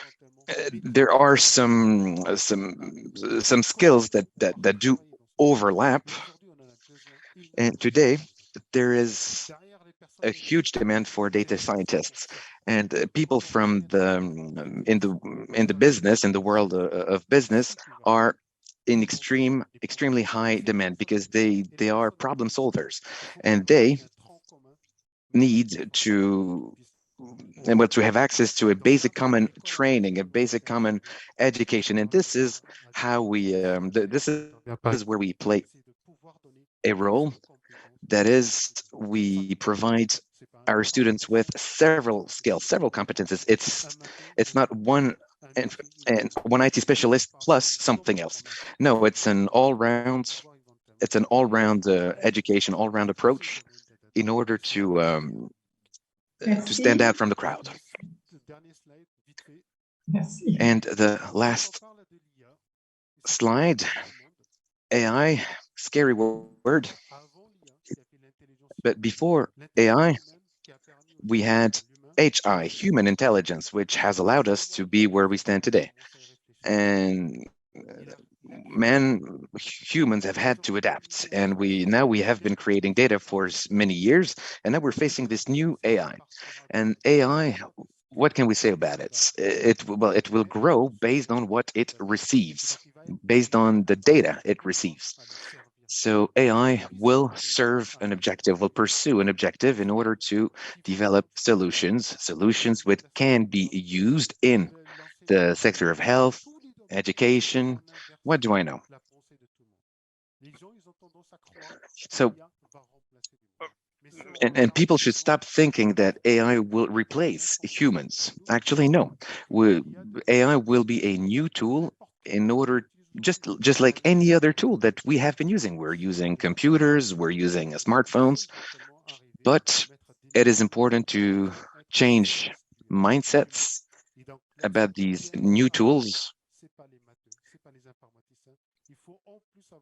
And in order to get there, we do need a strict and solid governance in order to regulate these new tools. That is what is allowed, what isn't. And now, today, everyone is afraid because it's blurry. There is no clear regulatory framework, and without which it would be difficult to move forward in the right direction. Yes, we'll try and wrap up. In order to wrap up, if we do want AI's tomorrow, we do need a collaboration between several competences: business, maths, state, regulation, in order to develop decision-taking supporting tools. And who knows, tomorrow will be better. The teaching will be facilitated. Earlier, someone talked about a potential absence of a teacher. Then there's no one to teach him, and it's a situation that happens very often. There are many. There's a shortage of teachers, so AI can and should play a role to solve this shortage. Thank you. Merci beaucoup. Et Thank you finalement, on se very rend compte qu'il much. permet de résumer And I will rapidement ce try qu'a le and rapporteur de la session, puisque c'était summarize extrêmement what you dense. said, even though On it se rend was compte que vous very posez un petit rich peu la in question information, but aujourd'hui you de la are asking littératie, a question about c'est-à-dire ce qui fait literacy. la différence entre quelque chose That qu'on ne is maîtrise pas et puis la magie. Tout le having monde sait qu'un avion ne vole a pas de good façon command magique. of Pour something, autant, or autour looking de at cette something new, assemblée, like peu de personnes magic. savent No. faire décoller un avion, savent I savent assume comment that ça most of marche. us do not know how Donc, to l'intelligence fly a artificielle, plane, on l'a but vu, avait besoin AI, as de we've code said, et d'éthique, puisque on touche les données, qui manipule ces requires données, quel traitement code and data aurons-nous and de ces ethics. données. On pose des vraies questions. La question scientifique, on l'a vu Many avec questions le were professeur raised. Jean-Noël Vallée, on peut aller très très loin, Scientific on peut with aller, Professor on Jean-Noël intervient Vallée. dans l'être humain, on peut créer un It deuxième is être possible humain. to create Et puis a cette second question human being, a digital de la twin. littératie And qui est then abordée, c'est we also le discussed BABA, arriver à literacy, that familiariser is tout le having monde the avec basic l'intelligence knowledge artificielle. of these new Alors, tools. je vais inviter les intervenants I à would ouvrir like leur to micro. Je vais laisser ask the l'assistance le speakers micro to open fermé their et peut-être mics, entre vous, vous auriez une question and à vous maybe poser. one Une question. dernière question, peut-être qu'Ahmed, Maybe Ahmed, you may have a question to today's speakers on the scientific side, or do the scientists have a question around ethics, or is there a question around literacy? La parole est à vous et je remercie Experts, the floor is yours, and I thank all the participants for muting their mic. Jean-Noël Vallée, Emmanuel Ferreira, France Goldman, all the speakers of today, and I invite you to ask each other questions, philosophical, ethical. Wayne, you want to have the floor as first?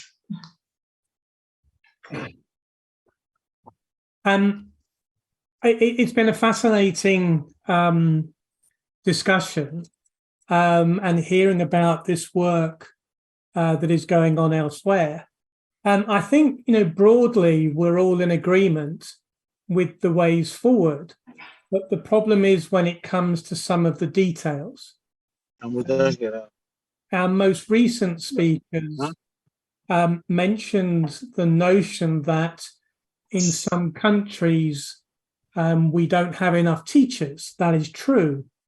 And they suggested that maybe AI can play a role in becoming the teacher in that context. I have to say, I'm sorry, but I 100% disagree with that. And I wonder what they think when I say what I'm about to say.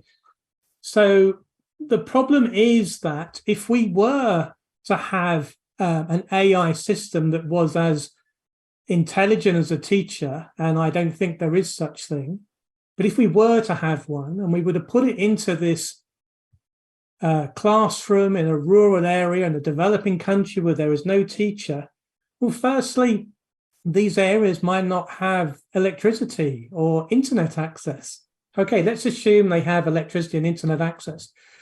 They probably don't have an expert. Now, we all use computers daily, and when they stop working, who do we go to?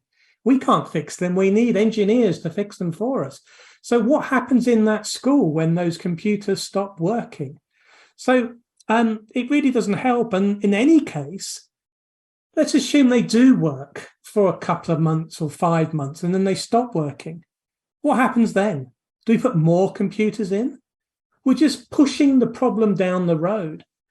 The technology, the AI, cannot solve that problem by pretending to do the job of a teacher. Now, is there a way that we can deal with this?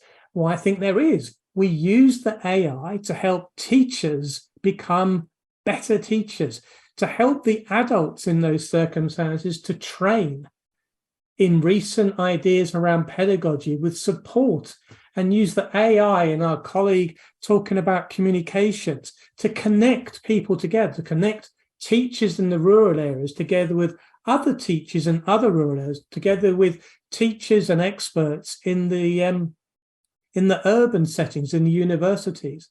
Now, maybe if we use the AI to do that, to build the human capacity then we can solve the problem of insufficient teachers in schools. But I guarantee that if we just think that we can put it into a school and it can do the job, I just don't accept that. So I'm sorry if I'm being a bit strong about this, but I think this is an absolutely classic area where our AI colleagues have such faith in these technologies, but it just doesn't hold water. So I'll shut up, and I'm happy for anybody to disagree with me. Thank you, Wayne. Merci, Wayne. Alors, je prends juste la parole. Thank you very much, Wayne. So let me take the floor. Just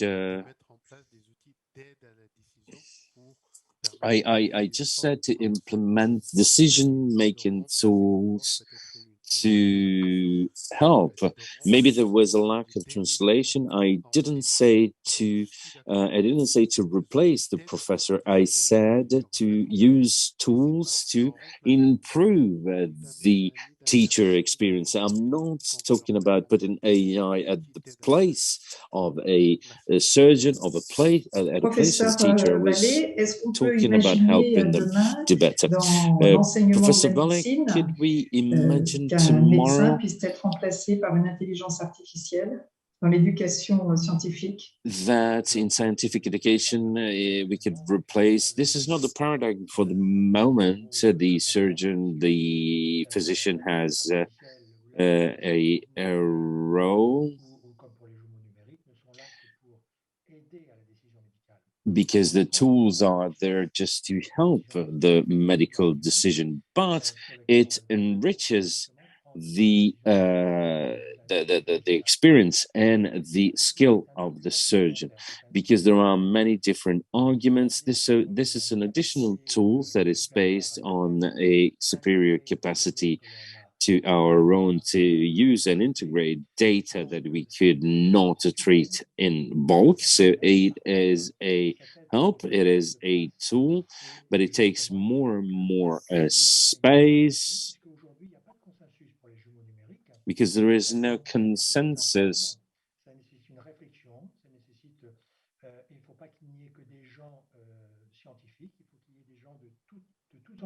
So we need people of any horizon and of any environment, because it is our society and it is the way that these tools impose themselves on this. So we need to use them to be better, to help people heal better, but we shouldn't depend on these tools. Bien, je vais peut-être clôturer la session I will là-dessus. close the session here. It is a tool, it is a help. We cannot depend on these, the competence, the skill of societal skills are completed by digital skills. I'd like to thank all the professors that connected their class behind, and all the people connected. I've seen that we had more than 250 connections, but groups were included in that. I would just say one last word, because what I have seen throughout this discussion, even in the absence of Janice, it was really useful for us NGOs, what she said. What I see is that we should be conservative on the use of this artificial tool, and not only in terms of a necessary presence of a human being, but in also the necessity of consultation with the users and training in using the IA, because without this, I think the risk will be higher than those who have been highlighted by Wayne Holmes as well. Thank you very much for all your contribution. This was really interesting. Je vais clôturer la session. Je vous invite, Ahmed, do you want to have the floor for a second? Going to wrap up. Ahmed, would you like to say a few closing words? Meeting without you. Thank you, Claude. No, I don't have a particular question. And again, thank you very much for this opportunity. But also, I believe that this NGO sector and the intergovernmental sector, and also the others like private sector, should work hand in hand to look into all these concerns. That's why I invite the NGO sector to kind of to touch base and then be in contact with us, which I try my best. You know, you are a witness to improve our coordination, collaboration, and cooperation to uphold the best interest of our citizens, in particular the children, the learners.